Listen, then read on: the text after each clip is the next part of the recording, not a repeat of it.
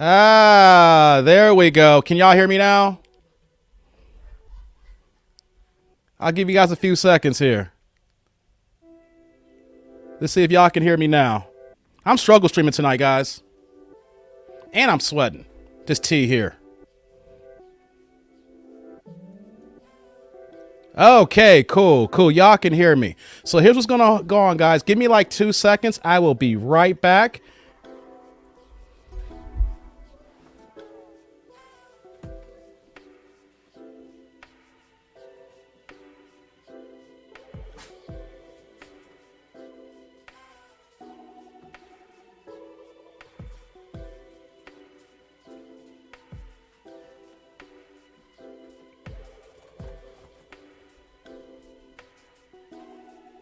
Alrighty here, guys. I apologize. I'm struggle streaming tonight. I got some new equipment here, and what happens here in StreamYard, I use StreamYard for my recording here. I'm thinking about switching up, and StreamYard doesn't sometimes default. It looks like it defaults, and then it switches back over. So, man, so sorry about that, guys. Struggle streaming here. I got some new equipment. I'm gonna talk about that in a second here. I'm trying to build up here. I'm not an AV guy, so y'all can work with me here, So let's get to some of these chats here. We hear you. Cool. I apologize. I'm struggle streaming like this is like my first week on YouTube, guys. Let's see here. Yeah, there we go. Thanks, Robert. Yeah, okay, cool. Y'all hear me. Cool. So I guess I gotta do my little intro again. I didn't do much here, but it's Thursday, May 19th here. I'm doing this in Central Time here in Chicago here. I am that dude named Dave, and this is TDND Live. Sorry for no reaction videos today. It's been a crazy week, guys. I also have a full-time job as well, and it's just been so much going on. So, you know what? I'll have some reaction videos for you tomorrow, so don't worry about that. Actually, the rest of the weekend. Here's what I want to ask you guys. If you guys have any videos you guys want to send me, articles that you want to react to, and we'll bring them to a live show, send them my way, guys. Here's what we'll do here. Let's get that scrolling here. That's the email. That is the email, guys. You guys ask me how you can hit me up. That's how you can get to me. I can help with that, bro. Hey, I can use all the help I can get, man. I can use all the help I can get. Much. That's right. So as we get going here, it's Thursday. Shout out to Rihanna and A$AP Rocky. I guess they had the $1 billion baby. It's a boy. All the clatter about them. So shout out to Rihanna and A$AP. That's going to be the talk of the town here. So, good for them. Wish they would go ahead and just get married, but we know that's not going to happen.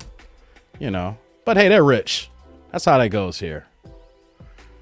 So this week here, we did the live show on Tuesday and Thursday. Shout out to everybody that came online Tuesday. Man, we had a good time here. We're going to get into it tonight. Hopefully this will be the last time I talk about Jamal Bryant.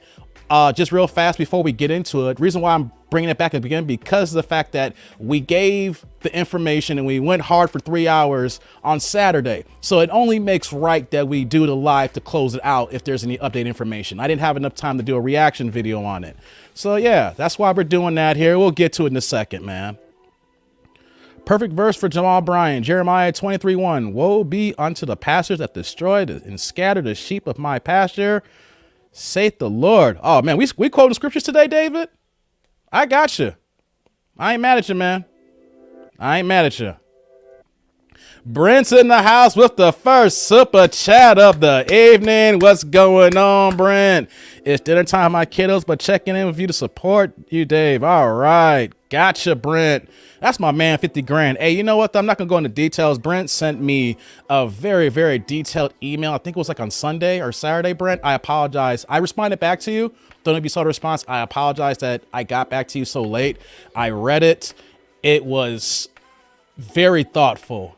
It was, I don't even have the right words to put into it, but man, for you to have that kind of open honesty with me, I really appreciate and rock with you on that, man. So man, keep doing what you're doing, bro. You're doing what you got to do with your family. We have our obstacles, but hey, keep rocking, man. Keep rocking. You're doing your thing, man. Got Rod in the house. What's going on, Rod? Rod. Yes, yes, yes. So, like I said, we had everybody coming on the Tuesday show. I appreciate that. So if this week was Tuesday and Thursday, I think next week I'm going to do Monday and Wednesday. This week I've been on call for work, so I've been all over the place. I've been working, not working, working late, things of that nature. So I think next week we might try Monday and Wednesday evening. I can't do during the day because your boys gotta work. So keep on the lookout for those thumbnails Monday and Wednesday next week. We're still figuring this out here. Reaction videos ain't going anywhere, but we want to bring the live aspect for you guys at night, because what I say on Saturday, y'all need to be out here in them streets. Streets is rough. Smarter women ain't doing nothing for us here, unless you got a good one at home. Why don't you come, let's kick back with me. We'll have these conversations. We'll have this dialogue and see where we go here, So yeah, let me do this here. So, one things I want to talk about tonight is the fact that, I wanted to do a live stream on Saturday, not happening. Shout out to my boy JD. He's getting married on Saturday. Yeah, my man is tying the knot. Gonna go ahead and do his thing. Shout out to my man. He was actually, if you guys been following me for a while, I actually had another YouTube channel talk about Jump Off Live that, that ended last year. And he was one of my guys on there. So he's actually getting married Saturday, which is the reason why I'm doing a live stream tonight and not a live stream on Saturday. So I wanted to fit this in. I'm trying to be committed to you guys, and I'm trying to show you guys that I'm learning and I'm growing here, trying to bring you guys some good content. I like to think of myself as edutainment. I mean, it's not a new term, I remember the first time I heard that was Boogie Down Productions in like 1988 or 89, showing my age, but I like to think of myself as edutainment and just keep building and keep growing for you guys here. So I'm glad you guys are rocking with me dealing with this here. Okay, let's see what we else got going on in the chat here. We got Lewis. My best advice for you, Jamal, let everybody comment, then you will give you more subscribers. But if you limit it to only subscribers, people will go away. That's what I do. Hey, that's good advice. But what about the people who don't even subscribe to the church anymore, y'all? I don't get down with the church anymore, so. Just let everybody know, this is still my tea. No Red Bulls. I know everybody was worried about me in Vegas. Y'all saw me drinking Red Bulls, and it was like, yo, Dave, that's how our brother keeps saying how Kevin went away and was like, hey, I didn't do that because I was in Vegas, but I drink teas, as you guys can see here. What's going on with me here? Let's level set here. We're talking about accountability with Jamal Bryant, and why did I want to revisit this here? Shout out to the man, Anton Daniels. Shout out to my main man, to Lapeef Network. You know why I can say that? Because I can honestly tell you guys that I mentioned this before, that I have actually hired Anton Daniels as my coach for career advice, as well as now in these YouTube streets. We had a very, very good conversation yesterday. To be honest with you guys, we talked yesterday. My man is doing big things. Shout out to Lapeef Network. He got another channel called Fight Club. I believe it's going to be like a debate show they're going to be doing over there. He got the Millionaire Morning Show, doing big things. And so I got to let you guys know that just because that I'm doing good, or we all think we're doing good, we all can do better. We always can level up. We always strive to do better. And how is that? It's about building our tribe, building our network, building up the people around us to hold us accountable so that we can actually do what we need to do to strive and keep moving and keep pushing here. So when me and Anton were talking, he got into me, guys. He tore into your boy here. He was like, hey, Dave, you're doing good, but you could be doing better. And you want to know something? I got in my feelings, yo. For a brief moment, I got in my feelings. I was like, wait a minute. Anton is getting on. But then I pulled back. Because who am I, right? I know who I am, but I know where Anton is at. And he's a successful man. He's doing things. And I'm trying to achieve some of the things that he's at. So I had to put my ego to the side. And then I had to say, hey, let me sit back here and, listen to everything he's saying, because he's given me good advice before. Our last coaching call is the reason why I'm here on YouTube. Even though we didn't talk about YouTube. He helped me eliminate the clutter, the outside noise that was just disturbing me, interrupting me. And so I can have a clear path in what I do with my career, which opened up many avenues, which allowed me my time here to get this YouTube started. So me and Anton were kicking it back for an hour. We were going back and forth and things of that nature. And one of the things that he broke down to me was about my network. I need to go through my contacts and clean up my network. Is that what you guys are doing? When's the last time that you guys went through your phones and you have contacts that shouldn't be in there anymore? No matter of fact, why don't you go ahead and look at your phones right now? Bet you guys got girls that y'all ain't smashed in about 5 years hoping that she call back or text, right? Reason why you ain't eliminate those numbers. You know what I mean? Got people that you ain't talked to in about what? 10 years that posted your man in high school or college, and you look at it, you ain't talked to him no more. When's the last time you actually reached out to make sure that's even the number still working? You know, to make sure they're actually still alive. What they're actually doing with their lives. Like, and whatever's going on, does it actually work within your circle here? Shout out to Tito. Tito's in the house. What up, sir? Hey, I gotta tell you, Tito, as all my guys here who's been rocking with me, Tito is the true day one. I mean, struggle streaming to struggle streaming to struggle streaming when I was back in the day here. Tito, I think we go back to what, 2010? We go back to 2010 or 2011, Tito, back when we were getting 2 views and you were the only viewer. So Tito has been rocking with your boy. So shout out to him. Okay, so me and Anton were talking about, like I said, building up, like clean up our network and building the network. And another thing that he did too was hold me accountable, because he was like, okay, you're doing your YouTube thing. This is great. This is so dope what you're doing here right now. Let me ask you, where do you go next? You know, and so I gave him my thoughts and things I want to do. And I want you guys to know, this ain't gonna be the only YouTube channel that your boy got. I have a boxing channel, but we're not resurrecting that. We got other ideas. We got other channels that we're gonna do. We're building this up here, but just know that we're building a network. Shout out to my man Mikey and Mikey's Philippine journey. We got a few people here. We're trying to do some things here, but so what else are you doing? What do you need to do to get to the next level? And it was simple, right? He was asking me, well, where's your calendar at? Man, guys, I gotta be honest.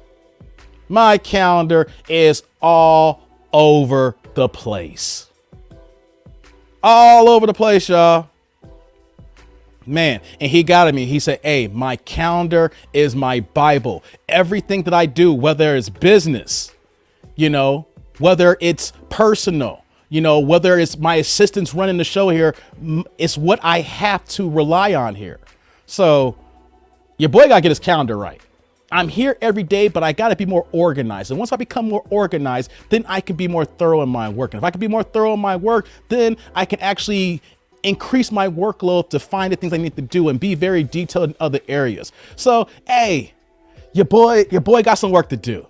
So shout out to Anton. We got some work to do. He's doing his thing over there, so I appreciate him with that, And also here's another thing too, I want to bring to the tribe here. Even though he's my coach, I have been reluctant to go on the Lapeef network as a panelist to talk about some things here. I've been keeping my head down, just kind of going through and building my channel up, and shout out to the tribe, shout out to the members here. Y'all doing y'all thing here, but would y'all, I don't know if you guys watch the Lapeef network or Anton show, but what'd you think about your boy going on the show? I know it's kind of hard to watch at times with some of with the women because, but it's like a debate show and they're doing big things here. So, just want to put it out there. If you guys are a fan of Lapeef network, sure you're not, but if you're going to see a boy out there, let me know, man. So I'm thinking about getting on the panel. What we got here? Omega here. When I do it, I call it spring cleaning. Rod, man, with that boxing channel. Hey, I want to do the boxing channel so much. And you know what though, Rod? Me and Anton talked about that. And I mentioned that I'm maybe the Canelo killer because, like I said, Canelo's 2 official losses happened when I actually went to Vegas to see him fight and when I stayed at the Venetian Palazzo Hotel. You know, so I am hardcore into the boxing game. But boxing is so inconsistent. Like right now, we got a gang of fights going on right now. This is love right now. If you guys are a boxing fan, you know, we had Canelo when I was in Vegas. The week before that, Shakur Stevenson unified titles at 130. Next weekend, we're gonna have Devin Haney against George Kambosos Jr. in Australia. And shout out to that one because man, Devin Haney's about to get, I don't know, he might get robbed on that one. They won't let his daddy in the country. Devin Haney's daddy's his trainer and his manager, and he had a felony like 30 years ago in 1992. And the Australian government wanted this fight so bad, and now when he tried to fly to the country yesterday, they denied him his visa. They don't want him to win that belt whatsoever. They're gonna do everything they can to keep him away from that. But that fight's next week, you know. Jamil Charlo just won and became the first undisputed at 154, you know. So right now, if I wanted to do a boxing channel, it would be so dope right now, right? But then what happens in August? If y'all know anything about boxing, ain't nothing popping in August. You have a little bit of September, then inconsistency in October, maybe one fight in November, and then maybe one in December, then we're off again. So how does your boy do a boxing channel with no content? You know, so that's the conundrum I'm at right now. So you guys are probably wondering, why am I keep stretching out over here and moving away from the mic a few times here? Because I'm testing out some new equipment here. I'm trying to build on the show. And let's see what we got here. Camera 2. And camera 3. And camera 1. Yeah. So we're trying to do the show out here. I got some equipment that I bought when I was trying to do my last show here, last channel, and I had all this extra cameras here, so now I get to use it now for the live show. So yeah, shout out to that. Oh man, we got someone in the queue here. Let me just do this here. Let everybody know if you guys want to be part of the show tonight. I have the link pinned here, but if just in case for the late people coming in here. There we go. Your cameras have to be on. Good Wi-Fi connection. And you guys can hop on. So let me just get some going here before I get into the discussion here. Like I said, I want to talk my it's just for a few seconds here, guys. I've been on in February. Here it is May. I'm going to come out and say it. I'm going to become the self-proclaimed rookie of the year of the manosphere. Help your boy out. I need 10,000 subs here. I'm at, I think like 8,300 right now. I'm trying to get to 10. Hopefully, you know, I don't know if I get to about end of the month, but that's the next goal. 10,000 subs here. I am coming for the rookie of the year. And you know how I'm coming for the rookie of the year? I'm going to go ahead and just claim the belt. Oh boy, you know I'm about that boxing life. The champ is here. I don't know how long I'm gonna rock this belt for the show here, but yeah, y'all see it here, right? I'm coming for the rookie of the year. I already got the belt here and I want to hang it up. So help your boy out here. What we got here? Tank Davis. Oh, I forgot, David, about Tank Davis. Thank you very much. Tank Davis is fighting. He's fighting Riley Romero coming up, man. And man, I don't know what's going on with that fight. I really believe that Floyd, Leonard Ellery, and Tank Davis have generated a false narrative on purpose to generate this. His contract's supposed to be up, you know, and he might leave Golden Boy, you know, and then, Mayweather Promotions and all this stuff like that. It's a whole bunch of stuff that's bringing a lot of chatter to this fight, but I think Tank's going to wipe that boy out, you know. What we got here? Yeah, Fight Channel. I feel you, man. I feel you. But yeah, so just, you know how I'm real about this boxing life here. This is the self-proclaimed rookie of the year title here. So when y'all see, I'm whatever they come out with, this is what we doing here. The rookie of the year, y'all. The rookie of the year. All right. I've long stroked you guys enough here, I think. Let me put my belt down. Don't know how long I'll go live stream tonight here. If we do this for an hour, we do this for 2 hours, whatever the case may be here. I'm gonna bring my main man, Robert. He's been day one here, so I'm gonna bring him on the stream, man. Let's do this here. Hey, Dave. Robert. Hey, what's going on, bro? Welcome to Not the much. channel. Welcome. How you doing? Oh, doing pretty decent. Donated today, so I'm a little sore, but that's it. Oh man, hey, you keep coming back, man. I appreciate you, man. You know, No problem. you've been hitting the live streams. I remember you've been in the comment section and things of that nature. So, man, you know what you got going on for the weekend? Let's just chop it up for a few seconds here and see how you doing. What you got going on for the weekend, man? Really, pretty much the rest of the weekend, I'm not going to be really doing anything but staying home because of how hot Austin is. I stay inside. Okay. I rather not roast. Yeah, we're getting some decent weather right now, but we're supposed to be in 60s, and we're gonna be in raining this weekend. So Chicago is just, oh my God, I don't know why I live out here, man. I don't know why I live out here. Yeah, in my case, it's like we're looking at 90s throughout the weekend. The only time it's looking not anything decent is 79 on Sunday, and that's calling for thunderstorms. Wow. Yeah. Okay. For Texas, we're used to 100, like 90 to 100 degree weather. Okay. Okay. And today was in the 90s, but it had a nice breeze today, so it was like, oh, thank you, God. I hear you. I hear you. So since I got you here, I'm gonna allow you to react with me here. You've been a day one here. You've been kicking it here. So here's how I'm good doing. at reacting too, so you know that. Yeah. Wait, before we get started, let me say Rod say. It's hot in H-Town. Shout out to Rod in Houston. We got Houston in the house. Yeah. Okay. It's hot there. I feel you. Of Houston. I used to live in San Antonio. I know what he's talking about. It's bad even further south than I live in Austin now. So it's a big difference. Let's see what Lewis got to say. I think it's better to limit videos per week. 2 is okay, live stream Monday and Friday, but Monday as a dating counseling type, giving everybody 5 minutes to market themselves, not as forced as Melanie King. Oh, okay, Lewis. I appreciate that sentiment here. You know, I'm trying to figure out how I'm gonna do this live streaming thing. I'm trying to figure out my format here. So y'all work with me, the little glitches, a little bit of, you know, I'm a little here and there. So man, I'll take that in consideration here. I like that. We got Captain Crunch in the house. What up, Captain Crunch? What up, Captain? What up? So here's how I'm gonna do this, Robert. Here's what I'll do. I'm gonna drop you out and I'm gonna bring you back in. Okay. So just hang tight for a second here. I'll hang tight, no problem. So I'll bring Robert back in a second. Here's what I will do here first. What I'm going to do is we're talking about accountability. Now, I was mentioning a few moments ago how my own life coach and someone on YouTube here, Anton Daniels, is holding me accountable. You know, even though that I am doing this YouTube channel and is working out, I could be doing better things. I need to be on my grind. I need to be on my hustle. I need to be more coordinated. Okay. And that's what men need to do, is hold each other in that same breath. And we see that here. Otherwise, you know, we're going to be the weakest link. We're going to bring everybody down. So I bring up the accountability because Jamal Bryant got caught out in his, you know, got caught off for what was actually happening here. So what I want to do first here is I'm going to play the video from Mother's Day, May 8th.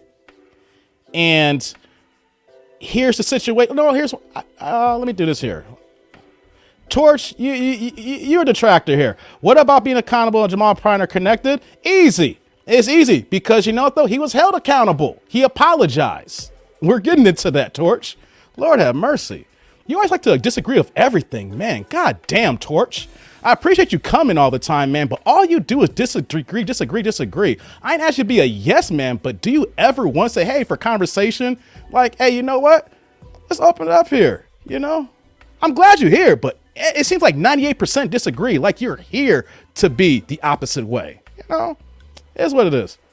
So, like I said, though, we're going to play the video on Mother's Day where that he was wrong, Torch. He went on his pulpit and spewed lies.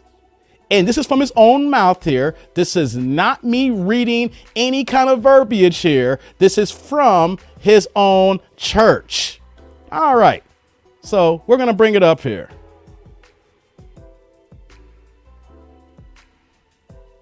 To men who have no authority. How can a man say that you are of low value after 35?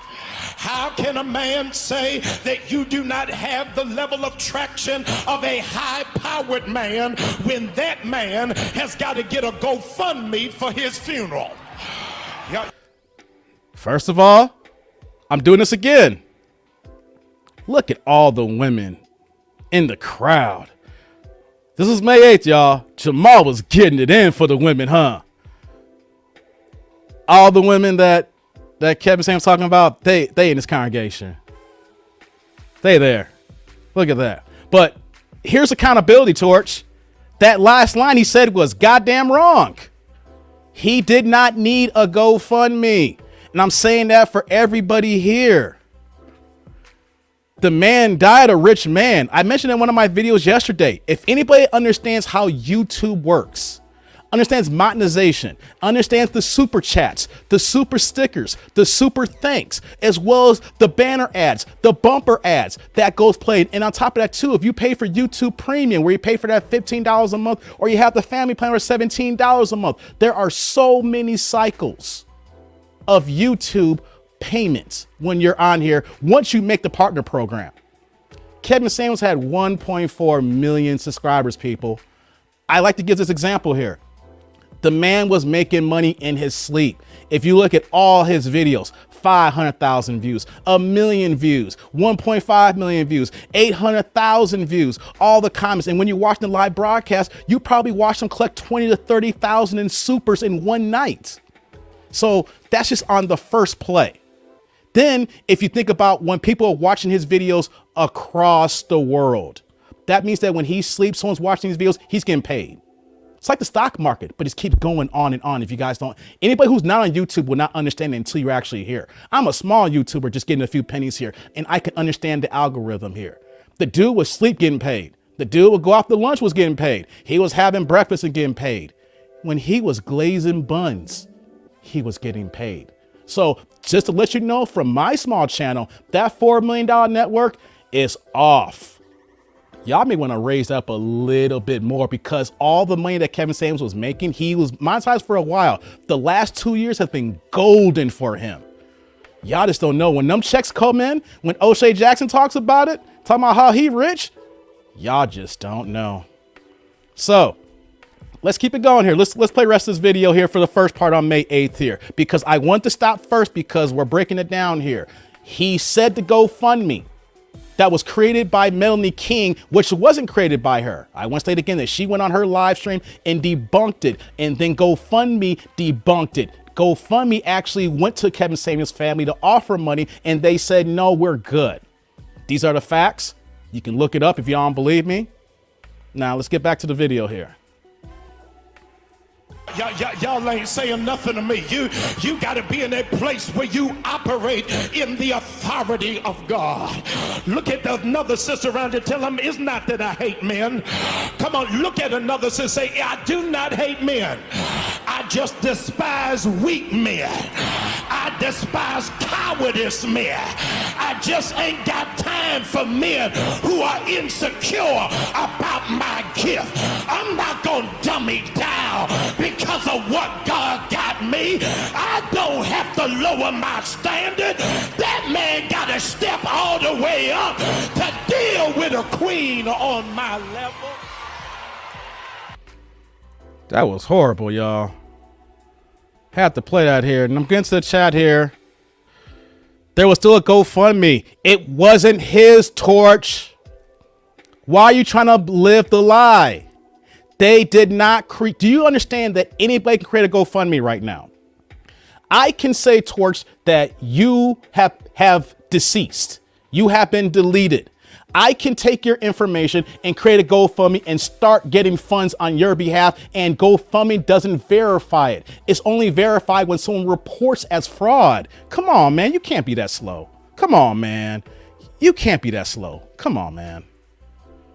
Jamal should have never brought this up in church, not the place for rumors. Exactly, Clark Tex. Thank you. That's why we're talking about this here. Why is a man who has this kind of congregation is running off rumors, not facts? This is a place of worship in church where he influences people. He has strong influence.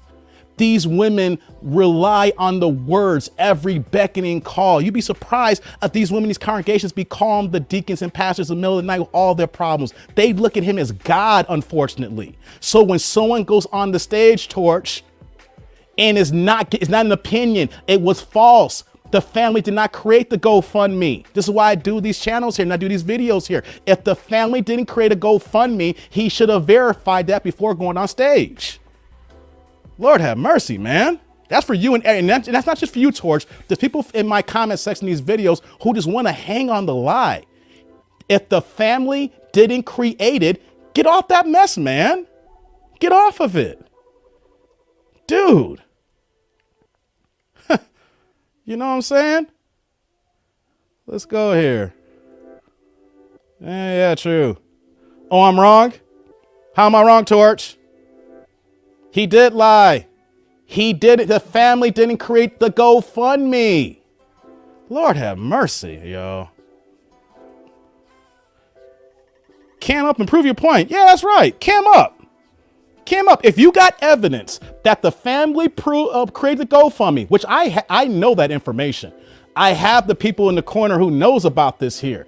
If you have proof, Torch, cam up and bring it up. If you ain't got the proof, then all you spewing is you just want to be in a disagreement. You just want to be a hater. Okay? Dude, there was a GoFundMe. How many times I got repeated? If they didn't create it, it's not theirs. You ever heard of GoFundMe fraud? Let me give this to the tribe here. Do y'all remember that one black woman who created that GoFundMe for her 3 supposed kids during the COVID situation? And came to find, and then she raised like $20,000 to $30,000, and came to find it wasn't even her damn kids. She was just babysitting the kids. And then GoFundMe had the rush to go ahead and clear the fraud up and make sure the money got back to the people who donated. Anyone can do it. Anyone can do it, yo. You're not here. You're not in the. Hold on here. Look at this here. I'm about to bring Robert back up. You're backing off or not? George, the link is pinged in the chat. If you want to talk, cam up and come through. Lord have mercy, man. You can't be this technically slow. Do you see the pin linked in the chat? Bringing Robert back in here now. Say, hey, Robert knows how to work the chat here. Robert is technologically, he knows the technology here. Lord have mercy. Yeah, just reading his chat log, I'm like, what are you, special? Yeah, you know, let's see here. I got seen this type of special in my whole life. Here's what popping up on the stream. I'm like, how special are you? Yeah, before I get going here, Torch, you're not cammed up. I see you here, and it says device not connected. You are. Here's the thing, guys. He checks in all my shows, basically, right? Mm-hmm. So I take everybody on, whether you agree with me, disagree with me. I have the conversation. I'm not going to someone that's going to block anybody. But here's how this goes, Torch. I am kicking you from the studio right now. Come back with your camera on.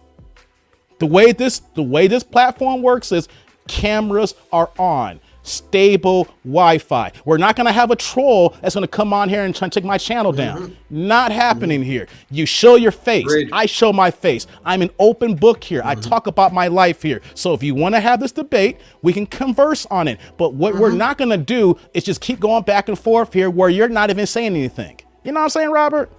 Yeah, it's just repeating the same line. It's simple as that. Yeah. And I saw the private chat what Torch said. And that's a little disrespectful too. Yeah, my thing is, here's the thing, Robert. Like, if the family came out and said, that's not our GoFundMe, technically you're right. There's a GoFundMe out there. It's a fraud GoFundMe. Yeah. How many times? Incident already, right off the top of my head, I already know right off the top of my head with a GoFundMe, it was supposed to be legit.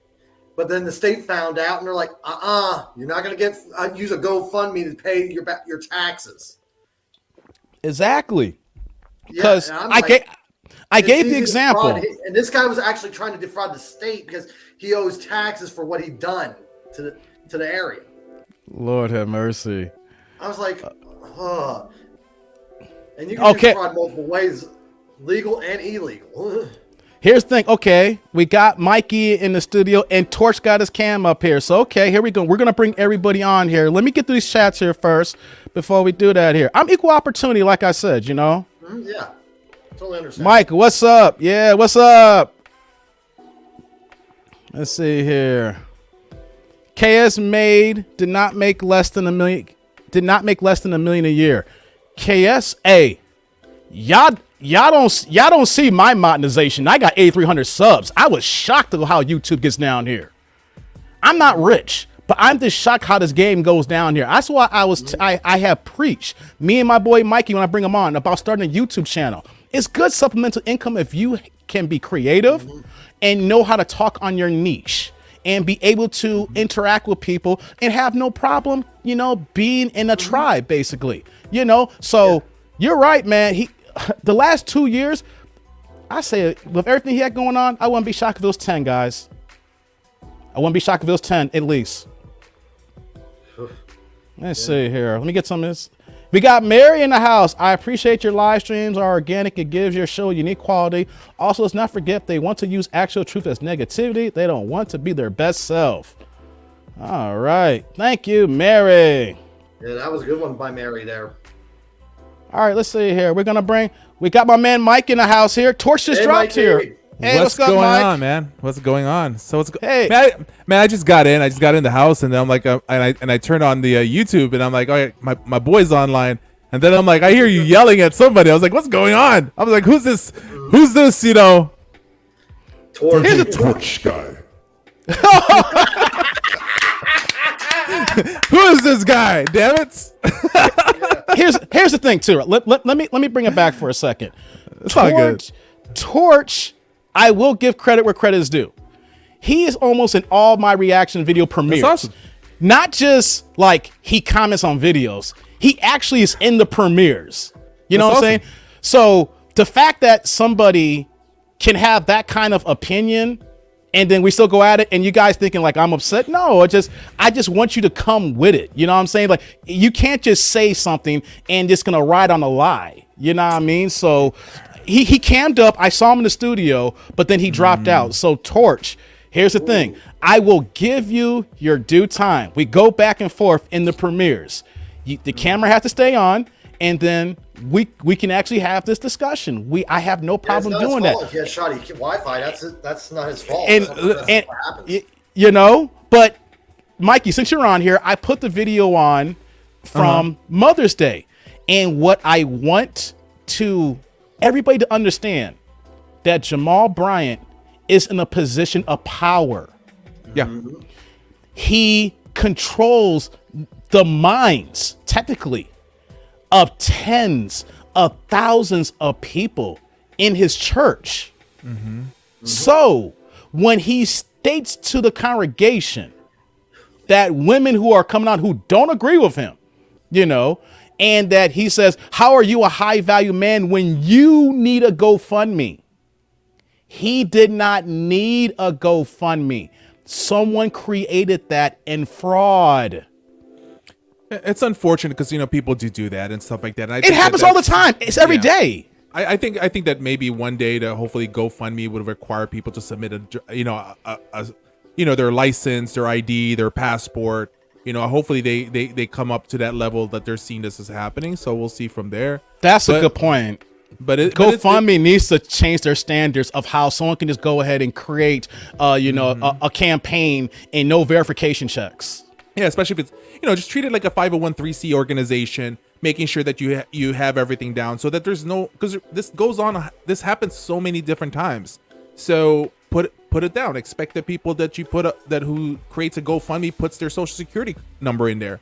Like, have that kind of stuff in there as much as possible. So, but until then, we're gonna deal with these kind of stuff, and it's just, and once again, it's just he jumped the gun because he wanted to cater for his majority female congregates, unfortunately, because that's just how it works.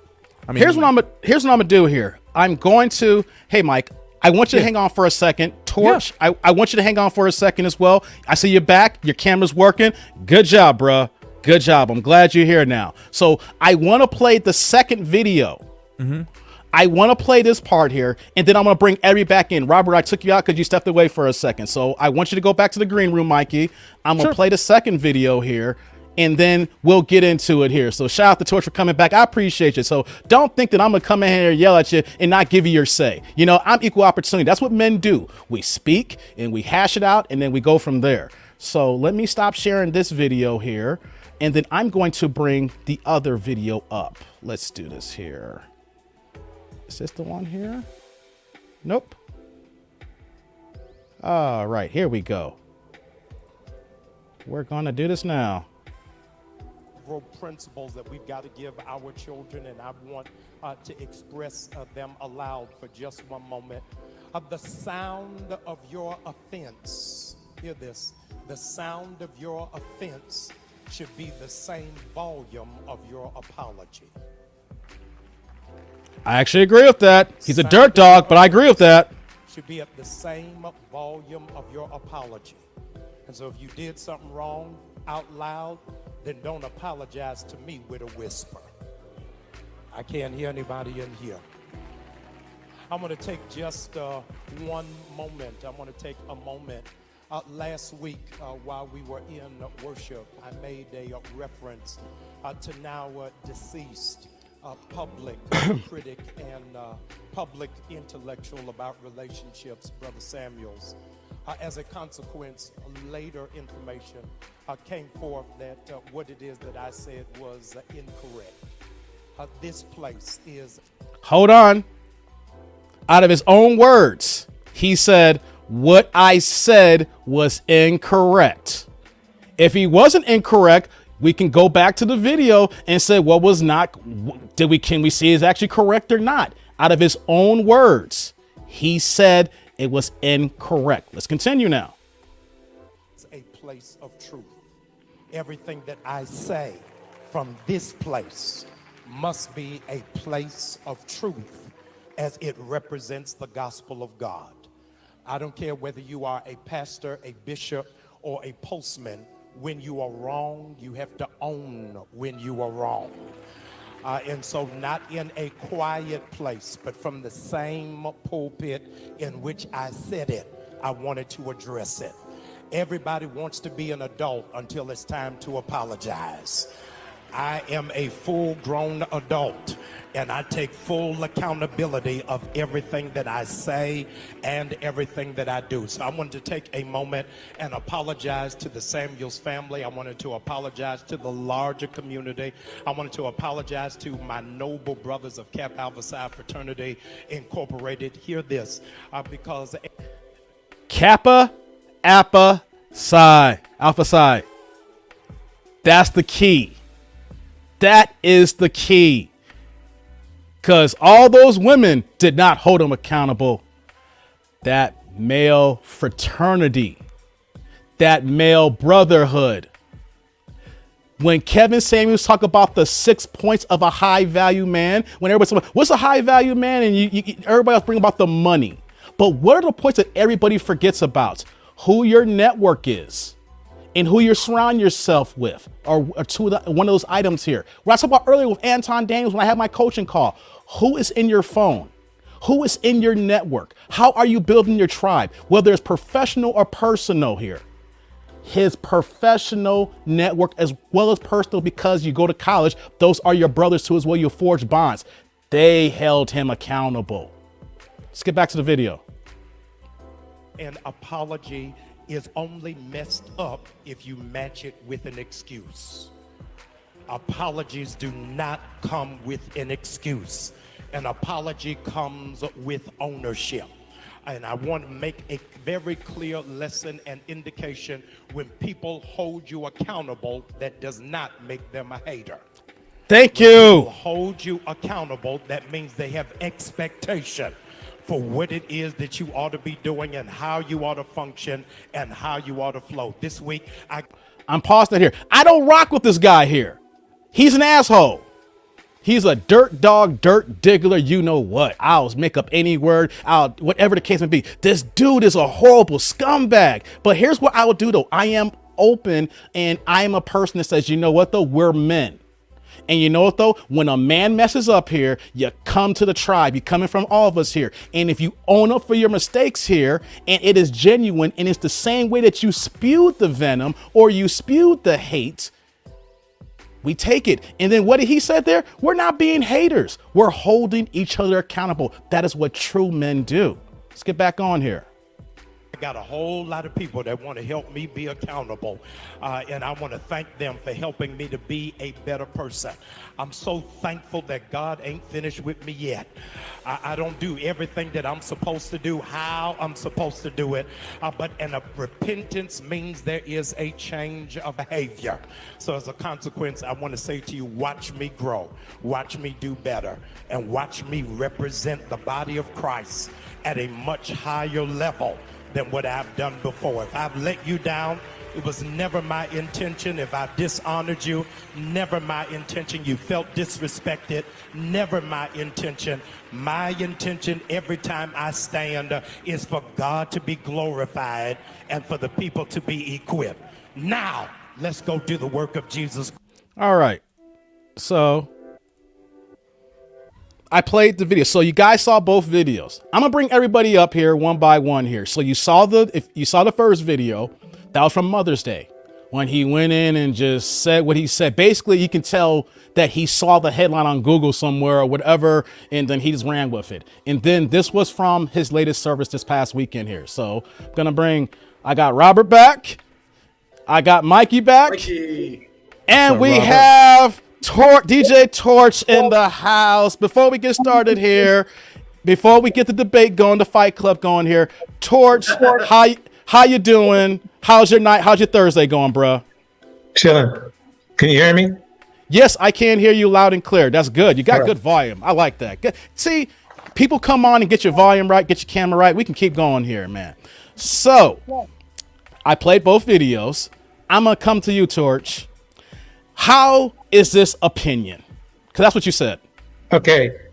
About him saying, about his comment about the GoFundMe, whether or not it belonged to somebody, it was still a GoFundMe. Now, he didn't do his homework. I agree with that. But the bottom line is there was a GoFundMe. There was a GoFundMe. Here's my second argument. Before you go on here, Mike and Robert, don't jump in yet. This is between me and Torch for a second, and then I'll let you guys chime in. So I want let Torch to get this off his chest right now. Okay. Go ahead, Torch. So that's one thing, but let's go to this.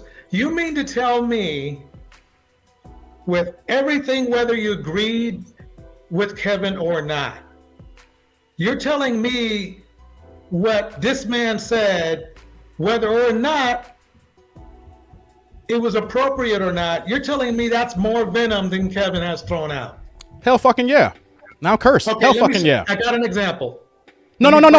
Wait, no example. You asked me a question, I got a rebuttal. That's how this works here. You're going too long-winded here. This is how the base goes. So I'll just keep it short. You're absolutely wrong. No. Dude. I gotta mute you here. You came here. You gotta let me respond to that. Can I respond? I'm gonna unmute you now. I cannot let you just go on for a diatribe. This is not a monologue here. You asked something, I was going to get into it, so you have to let me respond to that. That's how conversation and dialogue works here. Otherwise, it's not going to be a good debate here. Am I right or wrong? Go for it. Go for it. Okay. I'm listening. So first of all, you stated that a GoFundMe was created. Yes. You want to split hairs here. A GoFundMe was created. But let's take it one by one here. Did the family or close friends create the GoFundMe? Yes or no? You really don't know. No. I do know. I do know for a fact. So I want to see if you know. No. I know. No. I know. Do you know Kevin's mother personally? I have people. No. Let me say this here. I don't know Kevin's mother personally. I have people close that can verify. You're on the internet. No, you're on the internet, and I have people that can verify. That's like when Donald Trump said, oh yeah, I know people I know people, blah, blah, blah, blah. Everybody loves me. No. Here's the thing. It's not no. If I know for a fact that somebody in the family circle can confirm this here, then I'm going to take their word for it. This is not saying Joe Schmo in the street who wrote an article on the Shade Room, and then I'm taking that as gospel. I'm sorry, but if you can't produce that, that's I don't. No. That doesn't work here because I do not have to. No. Let me finish. No. I do not have to give my sources on this platform because I don't think it's right because they didn't give me the authority to come out and say that right now because no one else has the authority. No, you don't. It's not on you. It's not on you to say you got to produce this, Dave. No, come on, man. Just because you're not in the know.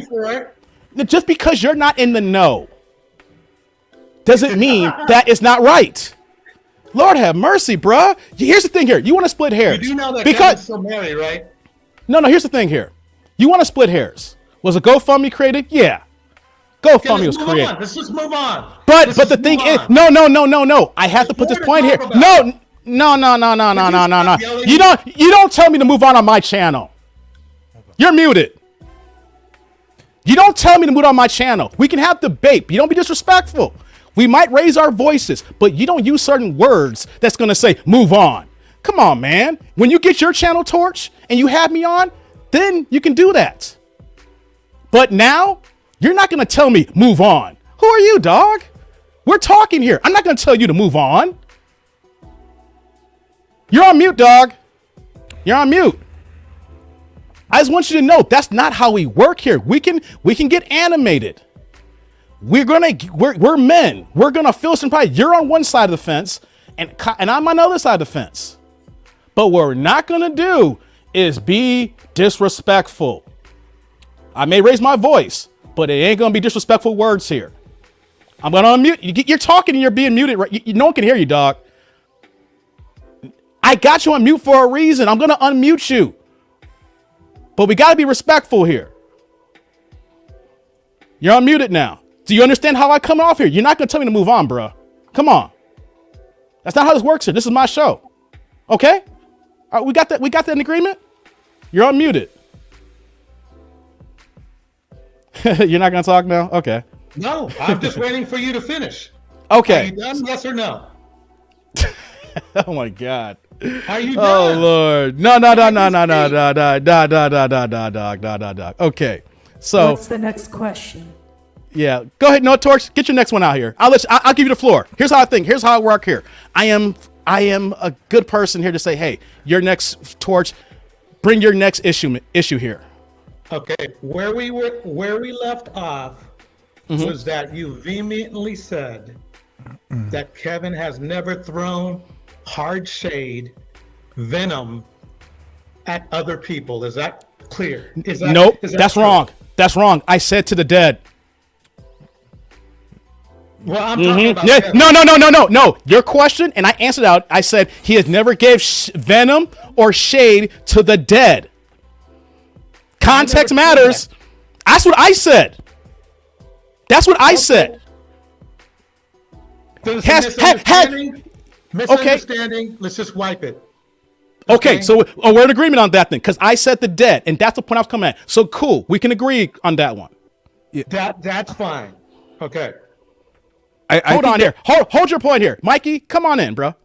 Yeah, I think that one thing we have to look at here is let me finish the point I was making though, because you said to the dead, which I understand. But you do acknowledge that Kevin has thrown some shade. Once again, hold on. Nah, what if? Go ahead, Mikey. Here's the That's thing. a what if. I don't The like that. conversation right now is about the preacher speaking ill of the dead. Okay, that's the situation that we're in right now. You're not allowed to all of a sudden. Well, he did this in the past, or he's done that. You can. No, I'm talking right now, buddy. It doesn't work that All way. right, talk how you want then. I'm just saying. Not buddy, it's DJ Torch. Oh God. So anyways, what happened was, DJ Torch, Here's the thing, man. Okay. I'm not letting you. He bought. Hold up. I won. Hold on. Hey, Mike. Hey, Mikey and Robert. Before you chime in, I am open to debates. I even you the chat. You guys saw me. I pulled back and I wanted to give him his time. Right? As much as I wanted to be extra animated, and I said, hold on, let me pull back here. But here's the thing though, Mikey's been waiting for a long time and he's had his moment here in the shade. And he wants to split hairs about what Kevin Samuels said in the past. And you notice how I had to say, like, has he spit venom? And I said to the dead. You see how people try to take your words out of, this is what I say about debates here. And I mention this for a reason. It's a two-way street. I'm going to go this way and say my thing, and he's going to say this here. But we can't cut each other off, because if I say 5 words and you miss 2 of those 7-word sentence, then boom, you already got heat for me. Oh, Dave, you know that Kevin spit venom. I said to the goddamn dead. And I got. So go ahead, Mike. Go ahead, Mike. Yeah, I perfectly got it. That's exactly what the conversation here. It's this guy Bryant speaking ill of the dead when the person can't defend himself. You don't all of a sudden say, well, he did this in the past or he did that. That's not the current situation. The main question is it, he wants to compare this guy talking somebody who just passed away, who can't defend himself, and then all of a sudden bring it back to other things. Now, that's, and then for him to just back up, feel disrespected because all of a sudden he's offended because I called him Buddy and he wants to be called DJ Torch. That's not your fucking real name, motherfucker. I was like, come on. I was like, at least use your real name. You're just like, oh, I'm not Buddy, I'm DJ Torch. Well, fine. Let me go ahead and speak to you like a damn woman then, if that's what you want. I'm just trying to say is like, this is the thing when some men, you know that they're rattled, is that, you saw what he did. You already told them that he's muted and he's still talking. Yeah, this is when I had to do that on purpose because he kept going. And let me let everybody. I posted a link in the chat here. We cannot have back and forth because the way the internet works. I don't know your connection, so if you're going to keep talking, words are going to get missed, and it's going to be a drone silence at moments. That's why I had to mute him, not because he was going on and on. I can tell where it's going, and we had to level set. So I'm trying to host the show, people. I'm trying to host the show. Before you go, Mike, here. Before you keep going here, here's the thing. I got to get to my man Brent with the newest super chat. The burden of proof is on the accuser. The accuser doesn't get to put the burden of proof on the accused. Shout out to Brent, man. That's my man, 50 grand. Man, Brent in the house. Here's the thing. Mike, I'm gonna get to you, Robert. I know you've been holding tight here. I appreciate you here. I know. I've been holding back because I So I was like, forget this. Even you saw Tubbs coming right up to me because she knew I was irritated. Here's what I'm gonna say, guys. You lost the argument when you drop out. Here's the thing as men. You guys saw me pull back and say, you know what, Torch? I'm gonna give you the stage. But if you're just gonna go ahead and just walk off the camera, exit stage left, you look even worse, bruh. I'm gonna give you a time to shine. There's gonna be 4 people on the stage here. So everybody wants to chime in. I'm trying to drive a show. But if you're just gonna walk off because someone called you buddy, then you know what though? This may not be it for you. If someone can't call you buddy, then how are we supposed to have a conversation? I mean, we're men. We've said worse things to each other. Okay. I have said the most absolute diabolical things. All right. Than buddy. So hold on, Robert. Now I'm gonna let you get your piece off here with that here, man. You're good to go, Robert. You want to chime in out here on that? Yeah. Sorry. Yeah. When Torch was even saying about where's your proof? If you think about it, does the media have to actually give the proof of who the source that they gave? No. They can keep that confidential. So hell, I even watched O'Shea on that. Duke Jackson. He said he has close people that he knows that can confirm it, but he's not going to reveal it. Yeah. Sorry to cut you off, Robert.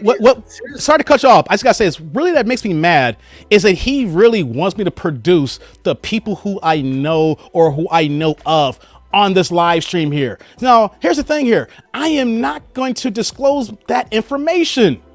Mm-hmm. Who are you, Torch? Right. You're not in my circle. Now, if it was Mike here when we get off this live stream, if Mikey wanted to ask me, I can tell Mike, and I know Mike's not gonna tell anybody. I've known this man for decades, but Torch, I don't know you, and there's going to be thousands of people who's going to watch this tonight, and then how many people are going to watch the replay again as this go on here? Dude, do you do to other people? Like, you gotta tell me who it is. You have to. Oh, no. Seriously, dog? I don't know you like that. I don't know you like that. Go ahead. I'm gonna let you guys cook now. My bad. But like, when he was talking about there's a GoFundMe, but there's actually a GoFundMe when he kept on going that. But that's the thing. That's where as men we have to be held accountable that if we make a mistake, no matter what, yeah, there is one. But is it true? So you have to kind of, you really have to make sure that you're accountable for that. So the guy, and here's the worst part. The preacher, Bryant, already says that he made a mistake.